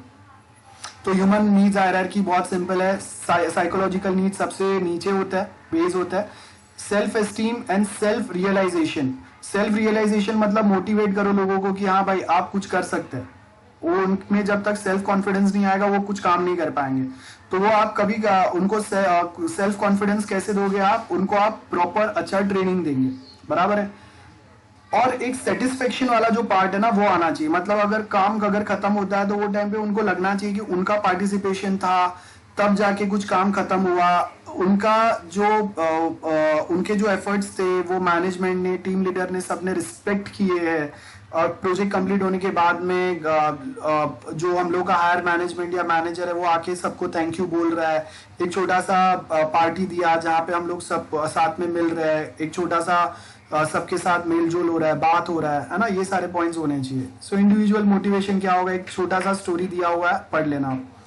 पर्सनालिटी टाइप, हर किसी के अलग अलग पर्सनालिटी रहता है तो उसके हिसाब से आपको उनको समझ में आना चाहिए और उसके वे में आपको करना है। एक कोई होते हैं टास्क ओरिएंटेड रहता है। टास्क ओरिएंटेड का मतलब है कि कोई एक काम कंप्लीट करना है जो आपको खुद से करना है। नेक्स्ट होते हैं सेल्फ ओरिएंटेड रहता है, जिनको फर्क नहीं पड़ता है कि आप क्या जॉब दोगे, उनका एट दी एंड क्या है कि ज्यादा पैसा कमाना है उनको, बराबर है। या फिर आपके कंपनी में जॉब करेंगे तो आपका फॉरेन ब्रांच जो है तो उसको यूएस में या यूके में जाना है, तो मेनली उनका वो काम है। एंड देन थर्ड जो होता है वो इंटरैक्शन ओरिएंटेड रहता है। इंटरैक्शन ओरिएंटेड मतलब कि उनको एक दूसरे के साथ में मिलके काम करना, फ्रेंड्स बनाना और वो वे में एक हेल्दी एनवायरनमेंट में, फ्रेंडली एनवायरनमेंट में काम करना ज्यादा पसंद रहता है, बराबर है। तो वो टाइम पे आपको ये पर्सनैलिटी आइडेंटिफाई करना है और उसके हिसाब से हम लोग उनको वो गोल बताएंगे। जैसे अगर मैं बोल रहा हूँ कि किसी का गोल क्या है कि उसको यूके में जाके वहां पे ही जॉब करना है, वहां पे सेटल होना है। अब आपका एक ब्रांच जो है वो यूके में, तो अभी वहां पे आप उसको कब भेजेंगे, जब वो इंडिया में अच्छा परफॉर्म करेगा। तो आप उसको बस वही वे में मोटिवेट करो, that's it. Motivation, team work, वही बेसिक पॉइंट्स है। टीम स्पिरिट आना चाहिए, ग्रुप कोहेसिवनेस आना चाहिए, इफेक्टिवनेस ऑफ टीम कि अगर एक साथ में मिलके अगर काम करेंगे तो अच्छा बनेगा, इंडिविजुअल सब रहेंगे तो किसी का काम कुछ अच्छा नहीं रहेगा। तो ये देखो यहाँ पे कोई भी हम लोगों के आईटी रिलेटेड टॉपिक्स नहीं है, बहुत सिंपल से टॉपिक है। ग्रुप कंपोजिशन कैसा होना चाहिए, असेंबलिंग अ टीम कैसा होना चाहिए। अब याद रखो असेंबलिंग टीम में हमेशा ऐसा नहीं रहेगा कि कोई एक 7-8 लोग अगर साथ में है तो वही हमेशा साथ में रहेंगे। आपका टीम जो है वो अलग अलग मेंबर्स से मिलके बनेगा। सो कभी कभी आप साथ में हैं, कभी कभी कोई दूसरे साथ में रहेंगे, तो सबके साथ आपको काम करने आना चाहिए। और कंपनीज में यही मेन चीज रहता है कि आप जब अलग अलग लोगों से काम करते हैं तो सबसे ज्यादा आपका जान पहचान रहता है। तो कभी कोई एक प्रोजेक्ट में किसी की भी जरूरत पड़ेगी तो आपने प्रीवियसली अगर उसके साथ काम किया है तो वो आपको इजीली हेल्प करेगा, आपका पहचान है उसके साथ में, तो यू नो कि कौन कौन से टाइम पे आपको हेल्प कर सकता है। वो एक पहचान बनना बहुत जरूरी है। नाउ रिमेंबर कोई एक टीम में सारे एक्सपर्ट आएंगे ये पॉसिबल ही नहीं है, और अगर सारे एक्सपर्ट आ भी गए तो आपस में एक्सपर्ट का कभी कभी ईगो ही क्लैश होता है और उसकी वजह से आपका काम नहीं हो सकता। तो एक टीम में एक्सपीरियंस भी होंगे, फ्रेशर्स भी होंगे, कम एक्सपीरियंस भी रहेंगे, तो ये सबको साथ में मिलके काम करना है। अब हर एक जगह पे हाईली पेड स्टाफ को लेके आएंगे तो हम लोग के बजट में बैठेगा ही नहीं। तो ग्रुप कंपोजिशन जो है वो प्रॉपरली होना चाहिए, है ना। और कौन से टाइप का पर्सनालिटी है, जैसे टास्क ओरिएंटेड, जिसका काम क्या रहेगा, जो आपने टास्क दिया है वो उसको खत्म करना है, भले कैसे भी करे। तो वो काम करने के लिए, टास्क खत्म करने के लिए अगर कर रहा है, वैसा अगर है तो आपको प्रॉपरली उसको मोटिवेट करना है कि भाई करने के लिए मत करो, आप ये वे में करो कि वापस मुझे टेस्ट ना करना पड़े। सेल्फ ओरिएंटेड है, जिसको आगे जाना है, बड़ा बनना है, अपना खुद का स्टार्टअप खोलना है, अब वो वे में उसको मोटिवेट करो। इंटरेक्शन ओरिएंटेड है, जो बैठ के बहुत ज्यादा एक दूसरे के साथ मजाक मस्ती करता है, मस्का मारता रहता है and is not doing enough work, so that should not be also the case. So वो आपको देखना है, और वहां पे आपको फिर कैसे लोग रहेंगे उसके हिसाब से यहाँ पे आपको ग्रुप फॉर्म करना है। ग्रुप ऑर्गेनाइजेशन कैसे रहेगा, इनफॉर्मल ग्रुप। अब इनफॉर्मल ग्रुप बहुत जरूरी है। इनफॉर्मल मतलब हम लोग के पास अलग से, हम लोग जब कैंटीन में या कहीं पे जाते हैं तो वहां पे हम लोग के पास एक इनफॉर्मल ग्रुप रहेगा ना, जहाँ पे आपके कोई फ्रेंड्स जो आपको हेल्प कर सकते हैं। सो आपका प्रोजेक्ट ग्रुप एक बना हुआ है, लेकिन इनफॉर्मली आपके कोई फ्रेंड्स या कोई रहेंगे जो आपको सजेशन दे सकते हैं, आपको हेल्प कर सकते हैं, बता सकते हैं कि नहीं ये टेक्नोलॉजी में ऐसे नहीं, ऐसे वर्क करो बेटर होगा। ग्रुप कम्युनिकेशन भी होना चाहिए। अगेन देखो सिंपल से पॉइंट्स है, कोई आईटी के लॉजिक नहीं आ रहे, कॉमन सेंस वाले हम लोग के कम्युनिकेशन स्किल्स जो हम लोग पढ़ते हैं वैसा कुछ पॉइंट्स आपको दिया हुआ है, और फाइनली उसके की points. That's it. So we are done with this topic, nothing that difficult, you can just read it out. If you have any topic, if you have any doubt you can ask me back. Okay, अब यहाँ What is meant by inclusion? क्या क्या कहाँ पे है inclusion, which one you are saying? It is up. Okay, हाँ which one, और ऊपर? Yes, sir. हाँ बताओ कहाँ पे?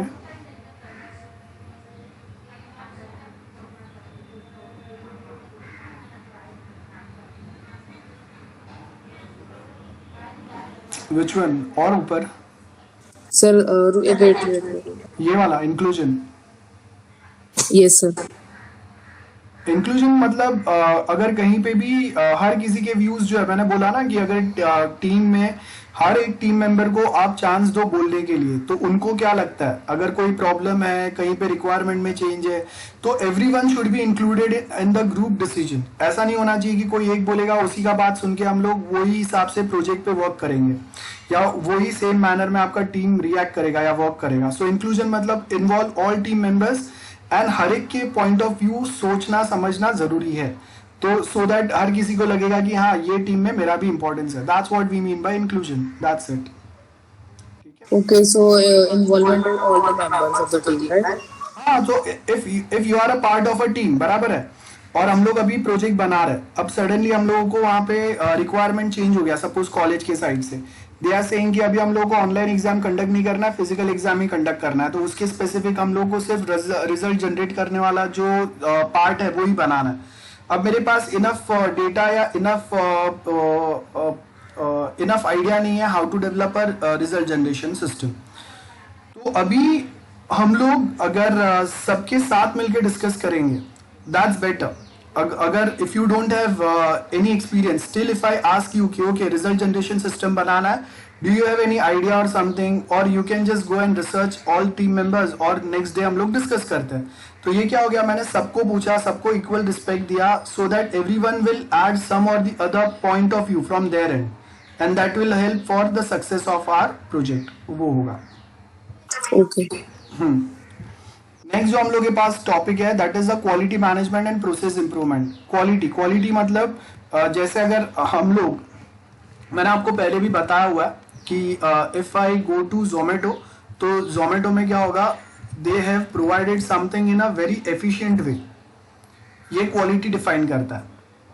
सो if I talk about the quality, as you can see here we have, this is the quality we are talking about. आप देखो कि कितना प्रॉपर वे में दे हैव डेवलप समथिंग. यहाँ पे आपको जीपीएस, आपका जो लोकेशन जो ट्रेस होगा, करंट लोकेशन, वो यहाँ से ट्रेस होगा, और आपको अगर कोई दूसरा लोकेशन सिलेक्ट करना है, you can easily select from here. I can select my current location from here. वो हो गया. From here this one search bar I can search for restaurant, food, anything. आपको यहाँ पे दिया हुआ है. लॉग इन करना है, यहाँ से करूंगा. साइन अप यहाँ से करना है. मोबाइल ऐप चाहिए, I can go it from here. So just in one window they have added everything. और उसके बाद में डिटेल में अगर आपको सर्च करना है, दैट्स डिफरेंट, कि आप डिटेल में कोई एक टैब पे क्लिक करेंगे और आपको और डिटेलिंग मिलेगा, that's different. But they have comprised everything so precisely and in so simple way. ठीक है. और जब कभी if I click at any XYZ place, immediately it gives me some or the other result. ठीक है. अब देखो यहाँ पे मैंने ऑनलाइन फूड ऑर्डर किया. अब क्या होगा कि यहाँ पे जब मैं कहीं पे कोई एक फूड अगर सिलेक्ट करके if I try to order a food, जैसे अगर मैंने ये वाला सिलेक्ट किया, and now when I try to order this food, so अगर ऑर्डर अगर सक्सेस होता है इट शुड रिफ्लेक्ट, अगर कैंसिल होता है स्टिल इट शुड रिफ्लेक्ट. मैंने यहाँ पे ऑर्डर ऐड किया. ठीक है. I have added my order. अब जैसे ही मैं ऑर्डर ऐड करूंगा, एज यू कैन सी यहाँ पे कार्ट में मेरा order is visible here.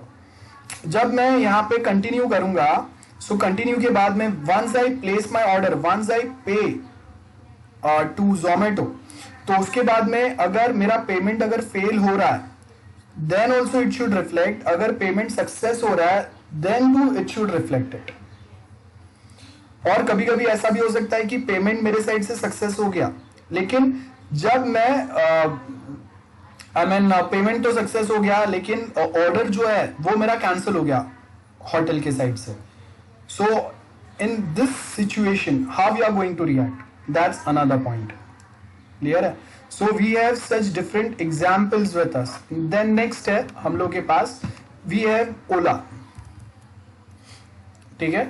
Ola for cab booking. So यहाँ पे देखो Ola cab, as soon as I click here, यहाँ पे मेरे पास एक ऑप्शन उन्होंने दिया हुआ है कि मेरे पास मेरा करंट लोकेशन अगर मैं सिलेक्ट कर रहा हूँ, आपको कहाँ पे अभी आपको कोई राइड बुक करना है, या फिर मैं कल या परसों के लिए आई कैन बुक इट. बराबर है. ओला ड्राइवर्स के बारे में यहाँ पे इंफॉर्मेशन रहेगा. Then same way as soon as I click here, आपको एक मैप आ जाएगा. Like if I click on book now, so यहाँ पे देखो जैसे ही मैं बुक नाउ पे अगर क्लिक करता हूँ, यहाँ पे आपको बताएगा which type of drive you want to select it for now. और जैसे ही मैं सिलेक्ट करूंगा, यहाँ पे आपको वो सेम मैप जो है गूगल मैप आ जाएगा. गेटिंग. एंड उसके साथ में if I am selecting ride for any of my family member, तो उसका भी डिटेलिंग मुझे यहाँ पे आएगा कि ओके जो भी मेरा फैमिली मेंबर है वो अभी राइड में है. देन वो कोई एक लोकेशन पे अभी उनको ड्रॉप किया हुआ है, या अभी भी वो कंटिन्यूअस रास्ते में है. सो कहाँ पे I can easily have a look from, I can easily have a look from. So that way as you can see कि हर किसी का अलग अलग क्वालिटी के बारे में अलग अलग पर्सपेक्टिव होगा. तो अगर मुझे आउट स्टेशन जाना है, आई फाइंड कि ओला इज बेटर वन. मैं लोकली ज्यादा ट्रैवल नहीं कर रहा हूँ, बट अगर मैं सपोज गुजरात में या कहीं पे हूँ, अब वहां पे मुझे अलग से एक कोई टैक्सी फाइंड करना और बार बार वहां से फिर दूसरा टैक्सी फाइंड करना, एक लोकेशन से दूसरी लोकेशन पे जाना है तो रास्ता ढूंढना, it's better I can stick to this. So that is the better. अगर मुझे रेंट पे चाहिए then also I can go with this, बराबर है, तो भी मेरे पास अवेलेबल है. जैसे अभी भी अगर मैं मुंबई में नहीं हूँ, मुझे सिर्फ मुंबई सिटी का पूरा एक राउंड मारना है, घूमना है, then instead of going by train और something I can simply use this one. So अब आप देखो कि डेली राइड्स है एक तो. सो अगर मैं डेली अगर मुझे किसी को पिकअप या ड्रॉप करना है वो टाइम पे, या फिर मुझे इंडिविजुअली अपने फैमिली मेंबर को पिकअप या ड्रॉप करना है, उसके लिए होटल कोई है उनको अगर किसी को पिकअप या ड्रॉप करना है उसके लिए this is better. Out station अगर घूमने का बहुत शौक है तो उनके लिए ये वाला ऑप्शन अच्छा है. अगर मुझे रेंटल रिक्वायर्ड है तो उसके लिए ये ऑप्शन बहुत रिक्वायर्ड है. सो आप देखो कि हर किसी का quality wise point of view अलग रहेगा. अब हर कोई ओला में के सारे फंक्शंस या सारे ऑप्शंस यूज करेगा ये जरूरी नहीं है, बट कितने टाइप के आपके पास कस्टमर्स आ रहे हैं और हर किसी के लिए आपके पास कुछ ना कुछ है क्या. अगर है दैट मीन्स आपने सॉफ्टवेयर काफी अच्छा बनाया हुआ है.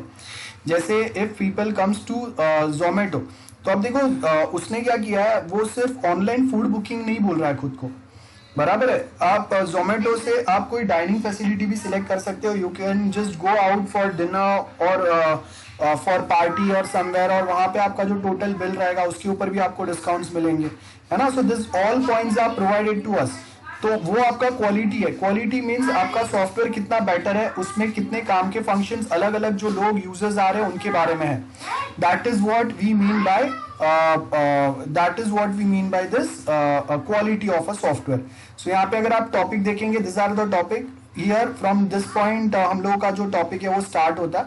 सो यहाँ से अगर आप देखेंगे, software quality management is basically concern with ensuring that the required level of quality is achieved.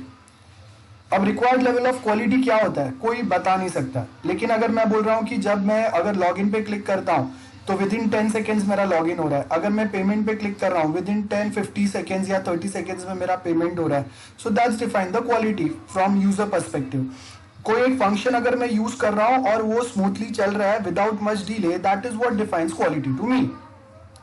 So remember quality is different for different types of users. अगर मैं बाहर घूमने का मुझे अगर बहुत ज्यादा अगर शौक है, या मैं सिटी के बाहर ऑल ओवर इंडिया बहुत सारे अगर मेरे बिजनेस ट्रिप्स हो रहे हैं, सो वो टाइम पे ओला प्रोवाइड्स मी दिस फैसिलिटी कि कहीं पे भी मैं ओला का कैब लेके जा सकता हूँ. सो that is the quality for me. लेकिन देयर माइट बी पीपल जो सिटी के बाहर नहीं जा रहे, सिर्फ सिटी के अंदर ही वो आपका कैब सर्विस यूज कर रहे हैं. But again some people who cannot afford a cab or they find cab is quite costlier compared to rickshaw, तो वो आपका सर्विस यूज नहीं कर रहे थे, तो आपने क्या किया, रिक्शा सर्विस भी ऐड कर दिया उस पर. So that again defines the quality. Clear है. So as you can see यहाँ पे आपके पास सर्टन पॉइंट्स है. So what is quality? Is quality means simplistically means that the product should meet its specification. जो जो चीजें दिए थे वो सब यहाँ पे आने चाहिए. दूसरी बात, software quality also states means a quality culture. मतलब अगर मैं इंडिया में अगर कोई एक सॉफ्टवेयर अगर बना रहा हूँ तो इंडिया के कल्चर को रिस्पेक्ट करते हुए मैं बनाऊंगा. यहाँ के लोगों का थिंकिंग क्या है, यहाँ के लोगों के टेस्ट क्या है, as per that I will be adding the things up. ठीक है. और अगर मैं चाइना में या यूएस में या यूके में अगर बनाऊंगा तो वहाँ के लोगों का टेस्ट क्या है, वहाँ के लोगों को क्या ज्यादा पसंद है, कौन से वे में दे लाइक थिंग्स, उसके हिसाब से आई will be adding things on my software. So quality का मतलब वही है. क्वालिटी मतलब मेक थिंग्स सिंपल. जैसे हम लोगों ने ओला देखा, जैसे हम लोगों ने जोमेटो देखा, they have not created a complexity there. So एक बहुत बड़ा कॉम्प्लेक्स ऑप्शंस ऐड करना वो क्वालिटी नहीं होता है. सिंपल वे में कॉम्प्लेक्स चीजें प्रोवाइड करो, that's what we mean by quality. Google pay आप देखो, before Google pay there are so many people who are not comfortable with online banking, because online banking में आपको यूजर आईडी पासवर्ड एंटर करना पड़ता है. जिसको आपको पैसे ट्रांसफर करना है उसका आपको बैंक अकाउंट नंबर लगेगा. देन वी हैव पासबुक या चेकबुक पे वो बैंक का जो कोड रहता है वो लगेगा, बराबर है. देन उसके साथ में आपको उसका नाम एंटर करना है. देन वो पेई को आप ऐड करो. बाद में जब वो ऐड होगा बैंक के साइड से ओटीपी आता है. पहले प्रोसीजर इतना बड़ा हुआ करता था. After that you suppose to select a option कि आपको ऑनलाइन पे करना है. अगर आपका अमाउंट बड़ा है so it takes again a time to transfer that money into your account. तो अभी देखो हम लोग बैंक ने भी IMPS सर्विस चालू कर दिया है, स्कैन एंड पे सर्विस चालू कर दिया है. Google pay, you want to pay your bills और anything, just by one click you can send money to anyone's mobile number if that mobile number is linked with their bank account. So ये क्या हो गया, this is the quality, simplicity. कोई एक चीज जो लोगों के लिए डिफिकल्ट था आपने वो सिंपल बना दिया. प्लस लोगों का भरोसा है, पेटीएम से ज्यादा भरोसा लोगों का गूगल पे है, क्योंकि पेटीएम अपने पास पैसा रखता है. It's a wallet, digital wallet. Google pay is not a digital wallet. वो डायरेक्टली आपको जब पे करना है तो आपके बैंक अकाउंट से दूसरे का बैंक अकाउंट कनेक्ट कर रहा है, and it works as a payment gateway. It's just a middle person who provides a security for a secure money transaction from one bank account to another bank account. That's why I trust Google Pay. ठीक है. So यहाँ पे आपको वही दिया है, reliability कितना better है. अब रिलायबिलिटी का मतलब है कि अगर मैं ऑनलाइन पे करता भी हूँ गूगल पे से, तो कभी कभी ऐसा होता है कि मैंने बिल पे किया, मेरे अकाउंट से पैसा डेबिट हो गया, लेकिन वो बिल मेरा पे नहीं हुआ. सो immediately you get one notification from the Google Pay stating कि ओके आपने जो भी पेमेंट किया था वो क्रेडिट नहीं हुआ and same money will be refunded in your account within 7 working days या समथिंग, है ना. ये होगा. सो क्वालिटी रिक्वायरमेंट्स क्या होगा, software specifications are usually incomplete और sometimes it might be inconsistent. आपको उसको कंप्लीट करना है, आपको कंसिस्टेंसी लाना है between different functions and between different जो भी वेब पेजेस रहेंगे, ऑप्शंस रहेंगे उनके बीच में. So next we have is the process and product quality. Process मतलब क्या वे में आप बनाने वाले हो, प्रोडक्ट मतलब फाइनल क्या सॉफ्टवेयर बनने वाला है. तो आप देखो कि अगर मैं क्वालिटी प्रोसेस अगर फॉलो करूंगा तो सॉफ्टवेयर आउटपुट जो मिलेगा वो भी क्वालिटी मिलेगा. जैसे आप start to end from the start of semester अगर आप एक क्वालिटी वे में अगर पढ़ रहे हैं, you have defined your time table, आप प्रॉपर नोट्स बना रहे हैं, चीज़ों को आप प्रॉपरली रिवाइज कर रहे हैं, तो फाइनल एग्जाम में भी आपका रिजल्ट अच्छा आएगा. ऑनलाइन एग्जाम में ये कुछ चीज़ें मैटर नहीं करता है, वो अलग बात है, बट फिजिकल एग्जाम में दिस डज मैटर्स. तो अब यहाँ पे हम लोग क्या बोल रहे हैं कि आपका जो स्टडी का जो पैटर्न था वो कितना क्वालिटी था वो आपके रिजल्ट में रिफ्लेक्ट होगा. एग्जैक्टली सेम वे तो आपका रिजल्ट जो है वो उतना ही बेटर आएगा जितना बेटर आपने जितना क्वालिटी वे में आपने पढ़ा रहेगा. तो एग्जैक्टली सेम वे आपने जो SDLC फॉलो किया है, software development life cycle follow किया है, वो आपने कितना एक्यूरेट वे में कितना क्वालिटी वे में यूज किया है, दैट डिफाइंस कि आपका फाइनल सॉफ्टवेयर कितना बेटर रहेगा. So as you can see define the process मतलब a software development process which will be using, उसके बेस के ऊपर will be develop one software. अब हम लोगों ने सॉफ्टवेयर बना दिया एंड देन वी फाइंड कि कहीं कहीं पे कोई एक जो हम लोगों ने इस टाइम जो प्रोसेसेस फॉलो किए उसमें कहीं कहीं कोई मिस्टेक थे जिसकी वजह से सॉफ्टवेयर बनने के बाद में हम लोग को एरर या डिफेक्ट्स आ गए. सो हम लोग क्या करेंगे, असेस करेंगे प्रोडक्ट का क्वालिटी. अगर प्रोडक्ट क्वालिटी बेटर नहीं हुआ अभी भी तो वो क्या स्टेप्स हम लोगों ने रॉन्ग या इनकम्प्लीट फॉलो किए थे या इनकंसिस्टेंट थे, अब वो स्टेप को वो प्रोसेस स्टेप्स को इम्प्रूव कर दो. मतलब नेक्स्ट टाइम आपका SDLC जो होगा वो भले इटरेटिव मॉडल ही होगा लेकिन उसमें वे ऑफ वर्किंग जो है वो हम लोगों ने लास्ट एक्सपीरियंस जो है उसके बेस के ऊपर हम लोगों ने उसको और इम्प्रूव कर दिया. बराबर है. अगर क्वालिटी ओके है तो फिर आपका स्टैंडर्डाइज प्रोसेस वही चलेगा, इंप्रूवमेंट की जरूरत नहीं है. बस वही आपका डायग्राम है. Now there are 4 principal product quality factors आएंगे. क्वालिटी प्रोसेस क्वालिटी मतलब जो आप SDLC या स्टेप्स फॉलो कर रहे हो फॉर योर सॉफ्टवेयर डेवलपमेंट, वो डेवलपमेंट टेक्नोलॉजी आप क्या यूज कर रहे हैं, whether for mobile app development we are using Kotlin, for website development whether we are using Python और फिर जावा या ASP.NET वो आएगा. देन जो आपके पास लोग हैं, द स्टाफ और डेवलपर्स और डिजाइनर्स विच वी हैव, उनको वो टेक्नोलॉजी कितना प्रॉपरली आता है, आपने कितना प्रॉपरली उनको ट्रेन किया हुआ है. प्लस उसके साथ में how much time we have, how what is our total budget, और वो टाइम के हिसाब से आप टाइम के हिसाब से आपने जो शेड्यूल टाइम टेबल बनाया, like time means we have 6 months time and schedule means first month का फर्स्ट वीक पे this many people will be working on this way, this many people will be working on for this task. ये आपका schedule हो गया, time table हो गया. जैसे हम लोगों का टाइम क्या है, हम लोगों का पर semester you will get a 4 months, that is the time. लेकिन उसके बाद में हम लोगों ने डेली बेस पे टाइम टेबल बनाया ना कि ओके मंडे को ये वाले लेक्चर्स रहेंगे, इसका प्रैक्टिकल होगा, ट्यूसडे को ये लेक्चर होगा, ये प्रैक्टिकल होगा, Wednesday, Thursday, Friday, Saturday, Sunday off and again then Monday to Saturday का आपका टाइम टेबल. सो आपका शेड्यूल वो टाइम टेबल हो गया. टोटल टाइम आपको 4 मंथ्स ही मिला हुआ है, और उसके साथ में हम लोगों ने यहाँ पे अपना एक अलग से टाइम टेबल बना हुआ है। सो वो सब हम लोग जब कंबाइन करेंगे प्रॉपर वे में, देन वी फाइंड और we get a quality product. So quality factors वही है जो अभी हम लोगों ने देखा। अब देखो, हर एक सॉफ्टवेयर पे आप एक्सीलेंट क्वालिटी अचीव कर पाएंगे वो पॉसिबल नहीं है। सॉफ्टवेयर का साइज जैसे जैसे बढ़ते जाएगा वैसे उस पर क्वालिटी अचीव करना is also quite difficult. So जब कभी आपका प्रोजेक्ट का साइज बड़ा होगा तो that time we talk about maintaining और एक्सेसिंग और achieving an average product quality, that's what we think about. So यहाँ पे वही बोला है, for small project the capability of the developer is the main determinant, the development technology is particularly significant for small projects. So छोटे projects में तो आप देख ही सकते हो, समझ सकते हो, तो इसके लिए बहुत बार हम लोग क्या करते हैं, छोटे प्रोजेक्ट्स को हम लोग बेटर वे में कंप्लीट करने का ट्राई करते हैं, ठीक है, या और बेटर बनाने का ट्राई करता है। तो एक बड़े प्रोजेक्ट को मैंने छोटे छोटे प्रोजेक्ट्स में डिवाइड कर दिया, और देन वो छोटे प्रोजेक्ट्स जो है ना उसको फिर हम लोग बेटर वे में वर्कआउट करेंगे। So that's how we work with the things.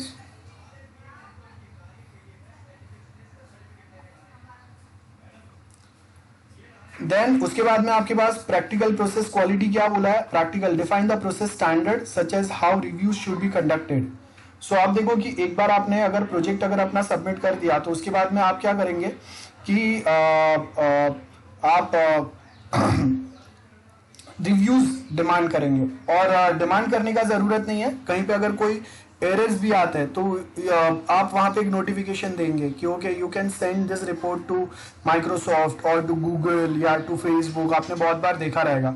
So that's how we basically practice, जहाँ पे हम लोग अपने खुद के सॉफ्टवेयर के क्वालिटी को और बेटर बना सकते हैं।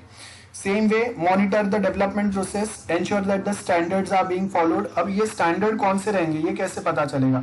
सो हम लोग कोई भी सॉफ्टवेयर के ऊपर है ना ISO स्टैंडर्ड अचीव करने की ट्राई करते हैं। जैसे फिजिकल प्रोडक्ट के ऊपर भी है ISI मार्क। सो ISI मार्क वाला अगर हेलमेट है, so that defines the quality of that helmet कि वो अगर एक्सीडेंट भी हुआ तो वो हेलमेट टूटेगा नहीं और वो मुझे बचा लेगा, है ना, वो ISI मार्क से प्रूव होता है। तो exactly same way if we are working with some or the other software, तो वो सॉफ्टवेयर कितना सिक्योर है, कितना बेटर है, क्वालिटी वाइज कितना अच्छा है, ये कैसे पता चलेगा? तो ISO सर्टिफिकेशन आता है। ISO सर्टिफिकेशन आपको अगर अपने सॉफ्टवेयर पर रिक्वायर्ड है तो ISO की साइड से एक डमी टेम्पलेट आता है, स्टार्ट टू एंड प्रोजेक्ट कैसे बनाना है उसका। टेस्टिंग के लिए अलग टेम्पलेट होता है, रिक्वायरमेंट गैदरिंग के लिए अलग टेम्पलेट होता है, डेवलपमेंट के लिए अलग टेम्पलेट होता है कि आपको क्या क्या स्टेप्स फॉलो करके डेवलपमेंट प्रोसेस बनाना है, कैसे वे में आप डिजाइनिंग प्रोसेस फॉलो करेंगे, ये उन्होंने डमी टेम्पलेट दिए रहते हैं। अब वो टेम्पलेट, वो उनके गाइडलाइंस, इन शॉर्ट वो गाइडलाइंस फॉलो करके अगर आप अपना रिक्वायरमेंट गैदर करेंगे, डिजाइन करेंगे, कोड करेंगे, टेस्ट करेंगे, सो फाइनली ये सेम चीज आप सबमिट करेंगे ISO को, और उनके साइड से एक पर्सन आएगा जो आपके सॉफ्टवेयर को ऑडिट करेगा, चेक करेगा, वेरीफाई करेगा कि हाँ आपने ISO ने प्रोवाइडेड सारे गाइडलाइंस प्रॉपर फॉलो किए हैं कि नहीं। अगर किए है तो आपका सारा काम जो है वो properly. So now after the break as you can see quality factors क्या क्या रहेंगे। अगर बड़ा प्रोजेक्ट अगर है, सो वी वर डिस्कसिंग कि आप एक एवरेज क्वालिटी अचीव करने की ट्राई करेंगे। हर एक चीज़ if you try to make it as perfect as possible, वो पॉसिबल नहीं है। 100% टेस्टिंग करना वो भी पॉसिबल नहीं है। नाउ रिमेंबर क्वालिटी कैसे अचीव होगा? जब टेस्टिंग प्रॉपर होगा। तो टेस्टिंग के लिए हम लोग खुद मैनुअल टेस्टिंग से पूरा क्वालिटी कितना अच्छा है या नहीं है वो चेक कर पाएंगे, वो पॉसिबल नहीं है। So with manual testing we also take the help of automation testing tools, combination होगा, या मोस्ट ऑफ टाइम हम लोग ज़्यादा डिपेंड करते हैं ऑन ऑटोमेशन टेस्टिंग टूल। याद रखो आज के टाइम पे, आज के सॉफ्टवेयर इंडस्ट्री में ऑटोमेशन टेस्टिंग टूल का बहुत ज़्यादा डिमांड है। तो आप कोई भी ऐसे ऑटोमेशन टेस्टिंग टूल यूज़ करके बहुत इजीली काम कर सकते हैं अगर आपने सीख लिया तो। जैसे VF Selenium IDE करके एक है, आप जाके देख सकते हो, बहुत सारे ऐसे ऑटोमेशन टेस्टिंग टूल मिलेंगे। अब वो जो ऑटोमेशन टेस्टिंग टूल रहता है उसके लिए भी आपको थोड़ा बहुत वहाँ पे कोड लिखना पड़ता है, ऐसे ही वो ऑटोमेशन टेस्टिंग टूल काम नहीं करते। एंड दैट्स वाई जो ऑटोमेशन टेस्टिंग टूल्स के जो टेस्टर्स रहते हैं उनका डिमांड ज़्यादा है। मैनुअल टेस्टिंग बहुत लिमिट हो गया आज के टाइम पे, ठीक है। Company needs faster process, so they required a faster execution, they don't have much time. Companies limit themselves by investing much time on testing. So वो हमेशा खुद को कहीं ना कहीं लिमिट करता है और वो लिमिटेशन आपको यहाँ पे पता चलेगा. ठीक है. सो यहाँ पे आपको क्या दिया है, practical process quality, define the process quality, monitoring the development process to ensure that standards are being followed, report on the process to project management and software procurement, and don't use inappropriate practices simply because standards have been established. तो ज़रूरत नहीं है वहाँ पे use मत करो, बराबर है. जहाँ पे ज़रूरत है, कौन से टाइप के सॉफ्टवेयर में कौन से स्टेप्स फॉलो करना ज़रूरी है, ये ध्यान में रखो. कितना लेवल का टेस्टिंग कहाँ पे अप्लाई करना पड़ेगा. लाइक इफ आई से कि if you are working on some software जिसपे ह्यूमन डिपेंडेंस बहुत ज़्यादा है, या दो सॉफ्टवेयर आर क्रिटिकल वन, तो अगर सॉफ्टवेयर क्रिटिकल नेचर का है तो उसकी टेस्टिंग ज्यादा अप्लाई करना पड़ेगा. But if software is of a non critical nature तो उस पर limited testing is enough. Getting. Like if I say कि फेसबुक है तो फेसबुक ने अपना क्वालिटी टेस्टिंग बहुत ज्यादा किया हुआ है, लेकिन जो लेवल का सिक्योरिटी बैंकिंग सिस्टम्स पे होता है वो लेवल का security Facebook will not be applying on that. Getting. That is the difference. So उतना सिक्योरिटी पे फेसबुक खर्चा नहीं करेगा because we are not putting any financial transaction over Facebook. So quality management activity में आपको क्या क्या बोला हुआ है. सो अगर आप देखेंगे स्कोप ऑफ क्वालिटी मैनेजमेंट में क्या बोला है, आपका क्वालिटी मैनेजमेंट का स्कोप जो है it widely varies from large to complex systems. Large software we might be having some large software और लार्ज सिस्टम्स, बट कॉम्प्लेक्सिटी बहुत लिमिटेड रहेगा तो क्वालिटी ऑटोमेटिक अचीव हो जाएगा. लेकिन जैसे जैसे कॉम्प्लेक्सिटी बढ़ते जाएगा we might be having nested loops, nested conditions, complex algorithms.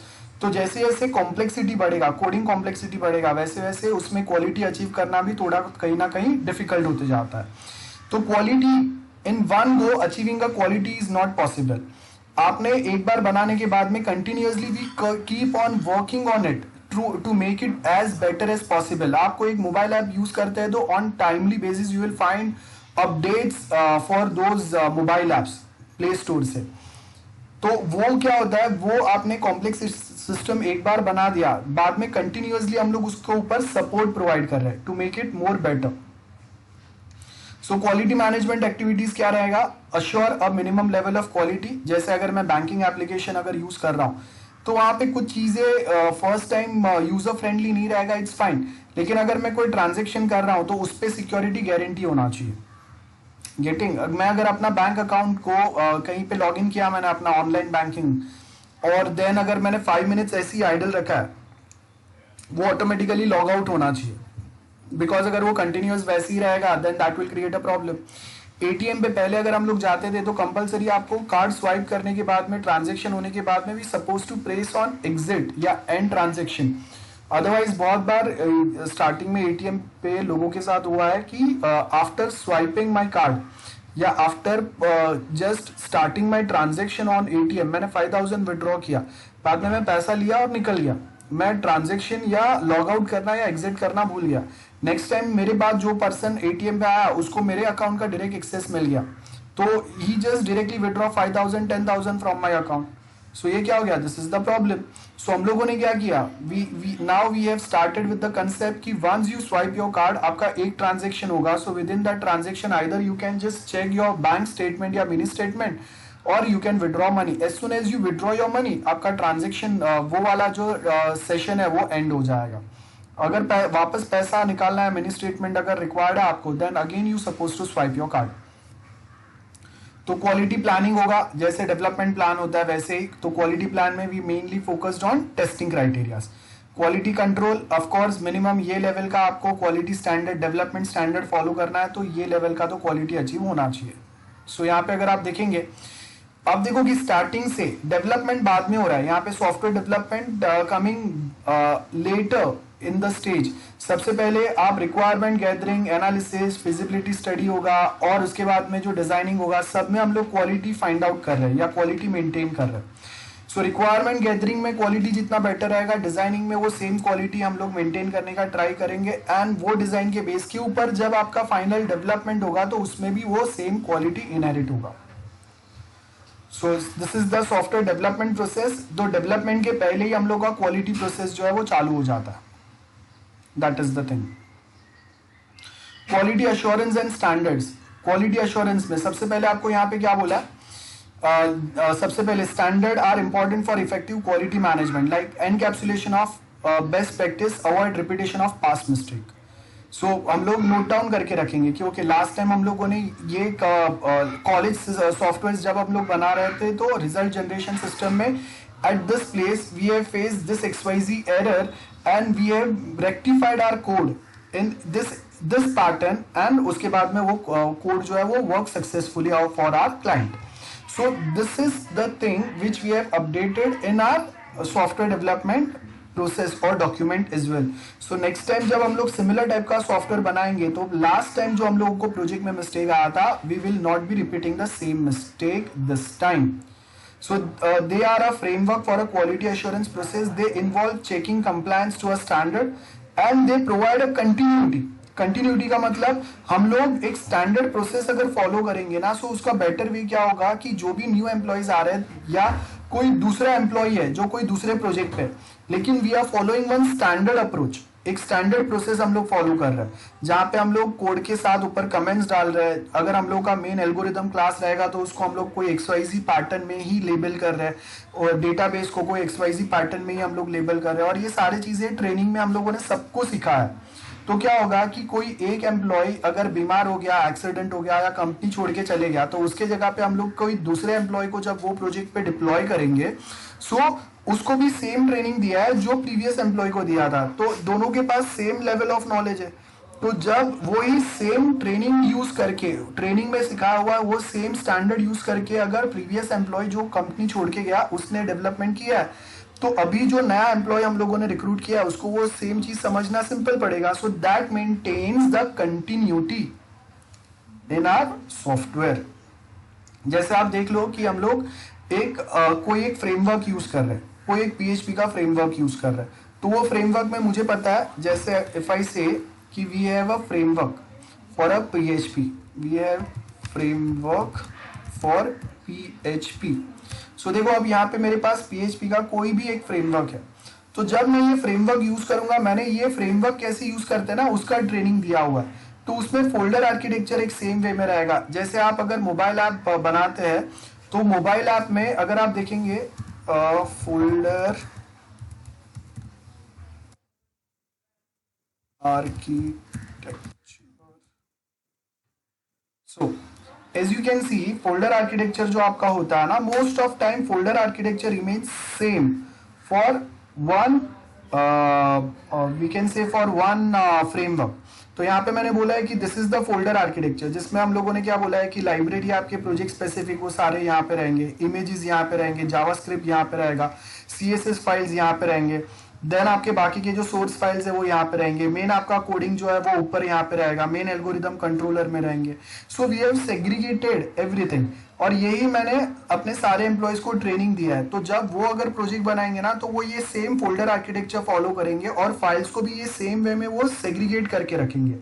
सो अभी अगर अब वो प्रोजेक्ट से हट गया, मैंने अगर जॉब छोड़ दिया या मैं बीमार हूं, तो मेरे जगह पे जब कोई दूसरा आएगा ना तो उसको पता है कि कौन सा फाइल, जैसे अगर CSS में अगर चेंज करना है तो उसको पता है कि पब्लिक में जाके स्टाइल शीट्स में जाएंगे तो CSS फाइल मिल जाएंगे और वहां पे मैंने अलग से लेबल किया रहेगा CSS file for student log out, student profile, for professor profile, for principal, ये सब मैंने अलग से लेबल किए रहेंगे। तो एग्जैक्टली कहाँ पे कौन से फाइल में चेंज करना है उसको पता चलेगा। So everyone can easily work with that same project. So वो आपका क्वालिटी स्टैंडर्ड्स होता है। सो यहाँ पे अगर आप देखेंगे क्वालिटी स्टैंडर्ड्स में आपको क्या बोला है, स्टैंडर्ड्स में भी इंटरनेशनल, नेशनल और ऑर्गेनाइजेशन या प्रोजेक्ट स्टैंडर्ड्स रहेंगे अलग से। सो अगर मैं जो फ्रेमवर्क की बात कर रहा हूँ that is the international standard. तो अगर मैं XYZ एक फ्रेमवर्क यूज कर रहा हूँ PHP का, तो अभी उसका जो स्टैंडर्ड है वो सब जगह पे सेम ही रहेगा। Like if I am using code igniter, so code igniter का जो फोल्डर आर्किटेक्चर है इट रिमेन्स सेम इंटरनेशनली। आप कहीं पे भी जाओ, आप कोड इग्नाइटर पे अगर PHP यूज करके, कोड इग्नाइटर फ्रेमवर्क यूज करके अगर अपना एक वेबसाइट बना रहे हैं तो उसका folder architecture remains the same. इसको हम लोग इंटरनेशनल स्टैंडर्ड बोलते हैं। ऑर्गेनाइजेशनल स्टैंडर्ड मतलब कंपनी ने अपना खुद का ऐसा कोई फ्रेमवर्क बनाया तो उसका फोल्डर आर्किटेक्चर कंपनी स्पेसिफिक रहेगा। तो वो आपको अगर ट्रेनिंग दिया है तो ही आपको पता रहेगा। तो प्रोडक्ट स्टैंडर्ड का मतलब क्या होगा, फाइनल जो आपको एक सॉफ्टवेयर मिलेगा, तो वहां पे हम लोग क्या फॉलो करेंगे, प्रोग्रामिंग स्टाइल। प्रोग्रामिंग स्टाइल मतलब हम लोगों ने ट्रेनिंग में सिखाया रहेगा कि आपको कोई एक क्लास अगर बना रहे तो उसका नाम पूरा प्रॉपर मेंशन करो, वो नाम पढ़ के समझ में आना चाहिए कि आप कौन सा क्लास, क्या पर्पस के लिए आपने वो क्लास बनाया। वेरिएबल के लिए भी सेम वे में आप नाम मेंशन करो, तो वो वेरिएबल का नाम पढ़ के समझ में आना चाहिए कि why do we have that variable. Function के लिए भी सेम पैटर्न गोज ऑन, हर एक वेरिएबल फंक्शन के आगे उनके एक्सेस स्पेसिफायर मेंशन करो कि whether that function is public function, protected function और private function. Encapsulation proper follow करो, inheritance, polymorphism, method overloading, method overriding, as and when required use arrays in your program, whether it is 2-dimensional array or 3-dimensional array, or else at same point of time if we are having something like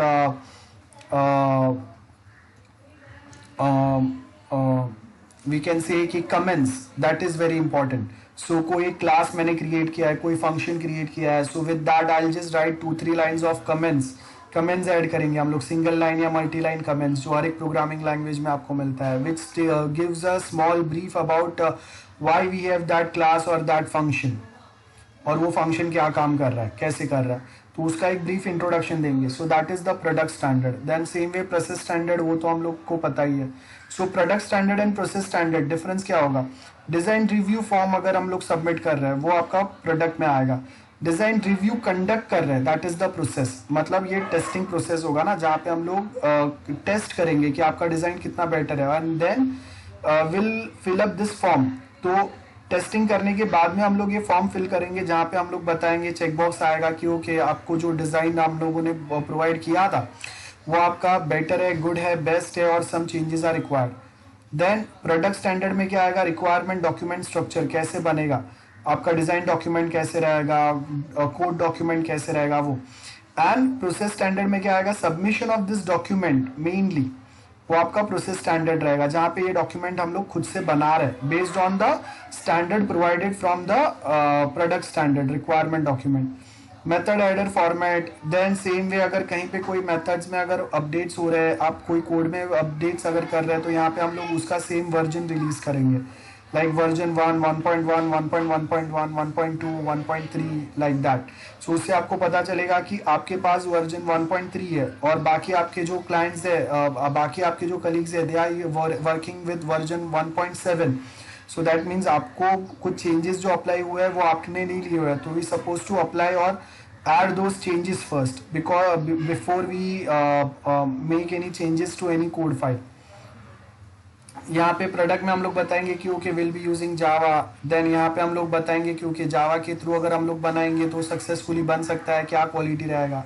this are the basic points provided here. Problems with standard, अब क्या बोला है, they may not be seen as relevant and up to date, मतलब technology change होगा, languages change होंगे, आपके technology में जैसे अपडेट्स आएंगे वैसे आपको अपने ये स्टैंडर्ड्स को भी अपडेट करना पड़ेगा, because as and when type of software changes, type of programming language changes या type of technology changes, आपको अपने जो standards है उसको भी up to date रखना पड़ेगा। So 5 साल पहले बनाए हुए standards आज भी काम करेंगे ये ज़रूरी नहीं है, आपको continuous on timely basis we supposed to update our standards. They often involve too much bureaucratic form filling, मतलब बहुत बार क्या होता है कि हर एक छोटी चीज़ के लिए we suppose to write an email to manager या टीम लीडर फिर मैनेजर को बोलेगा, मैनेजर फिर वो सेम जो है वो आगे मैनेजमेंट या हम लोग के जो मेन CEO रहेंगे उनको भेजेगा, फिर वहाँ से कभी तो 1-2 दिन 3 दिन के बाद में अप्रूवल आएगा, नहीं अप्रूवल आया तो वो क्वेश्चन पूछेंगे, why do you need XYZ thing, वो आपको एक्सप्लेन करना पड़ेगा। सो अगर ये बहुत ज़्यादा ऐसा वर्क रहेगा तो people will avoid such things, right. Then कोई अनसपोर्टेबल सॉफ्टवेयर टूल्स रहेंगे, जैसे अभी मैंने आपको बताया कि for testing we have so many tools available in market, तो वो स्टैंडर्ड टूल्स छोड़ के आप सारी चीज़ें अगर मैन्युअली कर रहे हैं जो बहुत ज़्यादा टीडियस है, तो आपके employees will also get frustrate ना, कि सेम चीज़ अगर कोई एक ऑटोमेशन टेस्टिंग टूल से हो सकता है तो why we are working with it, कोई एक चीज हम लोगों को अगर कोई एक काम 5 मिनट में, 10 मिनट में, हाफ एन आवर, 1 आवर में करके दे रहे हैं, then why we are investing 2-3 days by manually testing it, बराबर है। देन स्टैंडर्ड डेवलपमेंट प्रोसेस यहाँ पे दिया है। सो यहाँ पे आपको क्या बोला है, involve practitioners in development, engineers should understand the rational underlying by the standards.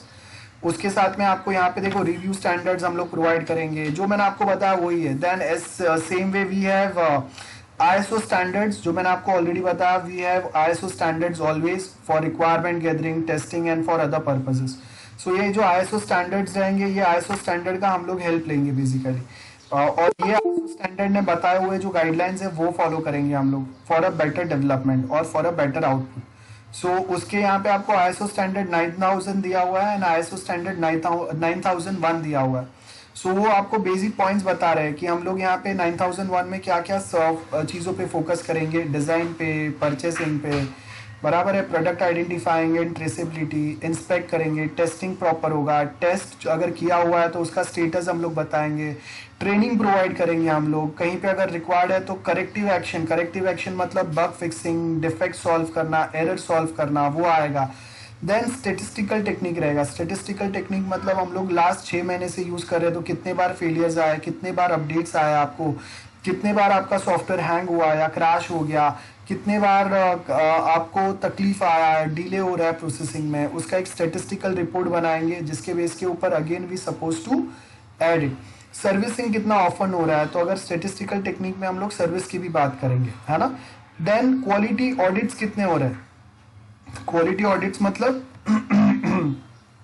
Continuously focusing on the quality of a software कितना बेटर है, और ये सब अगर हम लोग प्रॉपरली फॉलो करेंगे, standard guidelines provided by ISO वो अगर हम लोग प्रॉपर फॉलो करेंगे तो आपको इजीली अपने सर्टिफिकेशन में अपने सॉफ्टवेयर पे सर्टिफिकेशन मिल जाएगा। That is what defined here. Okay, so एक छोटा सा पार्ट बचा हुआ है यूनिट 3 का। आई will B finishing this small part next lecture, ठीक है। आज के लिए यहाँ तक ही रखते हैं। एनी डाउट्स फॉर यूनिट 3 का जो टॉपिक हम लोगों ने डिस्कस किया। Next lecture is going to be a last lecture for unit 3 and next lecture onwards will be starting with unit 4 as well. So remember, Sir, ISO certification is important for project management. Basically, if I purchase a software from you, so if that software belongs to you या आपने बनाया तो of course आप तो अपने software के बारे में अच्छी बातें करेंगे, लेकिन वो सॉफ्टवेयर एक्चुअल में अच्छा है या नहीं, whether I can trust on that software और नॉट, ये हम लोगों को कब पता चलेगा, जब आप अगर उसके साथ में अगर मुझे आप सर्टिफिकेशन प्रोवाइड करेंगे। तो जैसे ISI मार्क अगर कोई सॉफ्टवेयर के कोई प्रोडक्ट के ऊपर अगर होता है, so we can trust on that product, क्योंकि गवर्नमेंट एजेंसीज के साइड से ISI मार्क वो प्रोडक्ट पे मिला हुआ है। तो सेम वे अगर सॉफ्टवेयर जो है उसको मैं टच करके देख नहीं सकता हूँ कि वो कितना सिक्योर बना है, कितना स्ट्रांग बना है, कितना क्वालिटी है उसमें। सो वो टाइम पे हम लोग क्या करेंगे, will basically just think about providing और asking for such certification itself. तो अगर सर्टिफिकेशन अगर आपको मिला है, दैट मीन्स कि आपका जो भी सॉफ्टवेयर बना है वो क्वालिटी वाइज बेटर है and I can trust on that software. So that's why we required this certification. And companies also charge some extra money as well for ISO certification. तो अगर मेरा जो सॉफ्टवेयर है वो अगर इतना कोई क्रिटिकल नहीं है तो ISO सर्टिफिकेशन की ज़रूरत नहीं रहेगी, लेकिन अगर वो बहुत ज़्यादा क्रिटिकल है तो of course I will ask for ISO certification, और अगर ISO सर्टिफिकेशन अगर है then only I will purchase that software, because then I can trust on that software. I don't need to again retest that software in any XYZ way. So that is the purpose. I hope this is clear to everyone. ठीक है? So next lecture, now we are left with very less part of unit 3. Remember, unit 4 and 5 are very simple and small, और बहुत सारी चीज़ें आपके first 3 units के ही है. So unit 4 and 5 going to be a rapid one, जो बहुत जल्दी खत्म हो जाएंगे। So make sure you revise first 3 units so that unit 4 and 5 में मैं आपको जो भी कुछ बता रहा हूँ, पढ़ा रहा हूँ, वो आपको इजीली समझ में आए। ठीक है, जैसे in unit 4 we have testing वाला topic. So in previous lectures we are already done discussing about types of testing. मैंने आपको SDLC का एक डायग्राम बताया जिसमें unit test, integration test, system test, acceptance test, और उसके अंदर क्या सब टाइप्स रहते हैं वो मैंने आपको एक्सप्लेन किया हुआ है. Same thing will be coming in unit 4. तो वो टाइम पे again I am not going to go in many much detail there, क्योंकि फर्स्ट 3 यूनिट्स में हम लोगों ने बहुत ज़्यादा टाइम लिया हुआ है. सो मेक श्योर आपको फर्स्ट 3 यूनिट्स ढंग से रिवाइज करना है, so that unit 4 and 5 clearly आपको समझ में आए. Okay Okay, sir. ठीक है. सो आज का लेक्चर यहाँ तक ही रखते हैं, मिलते हैं नेक्स्ट टाइम. चलो बाय बाय.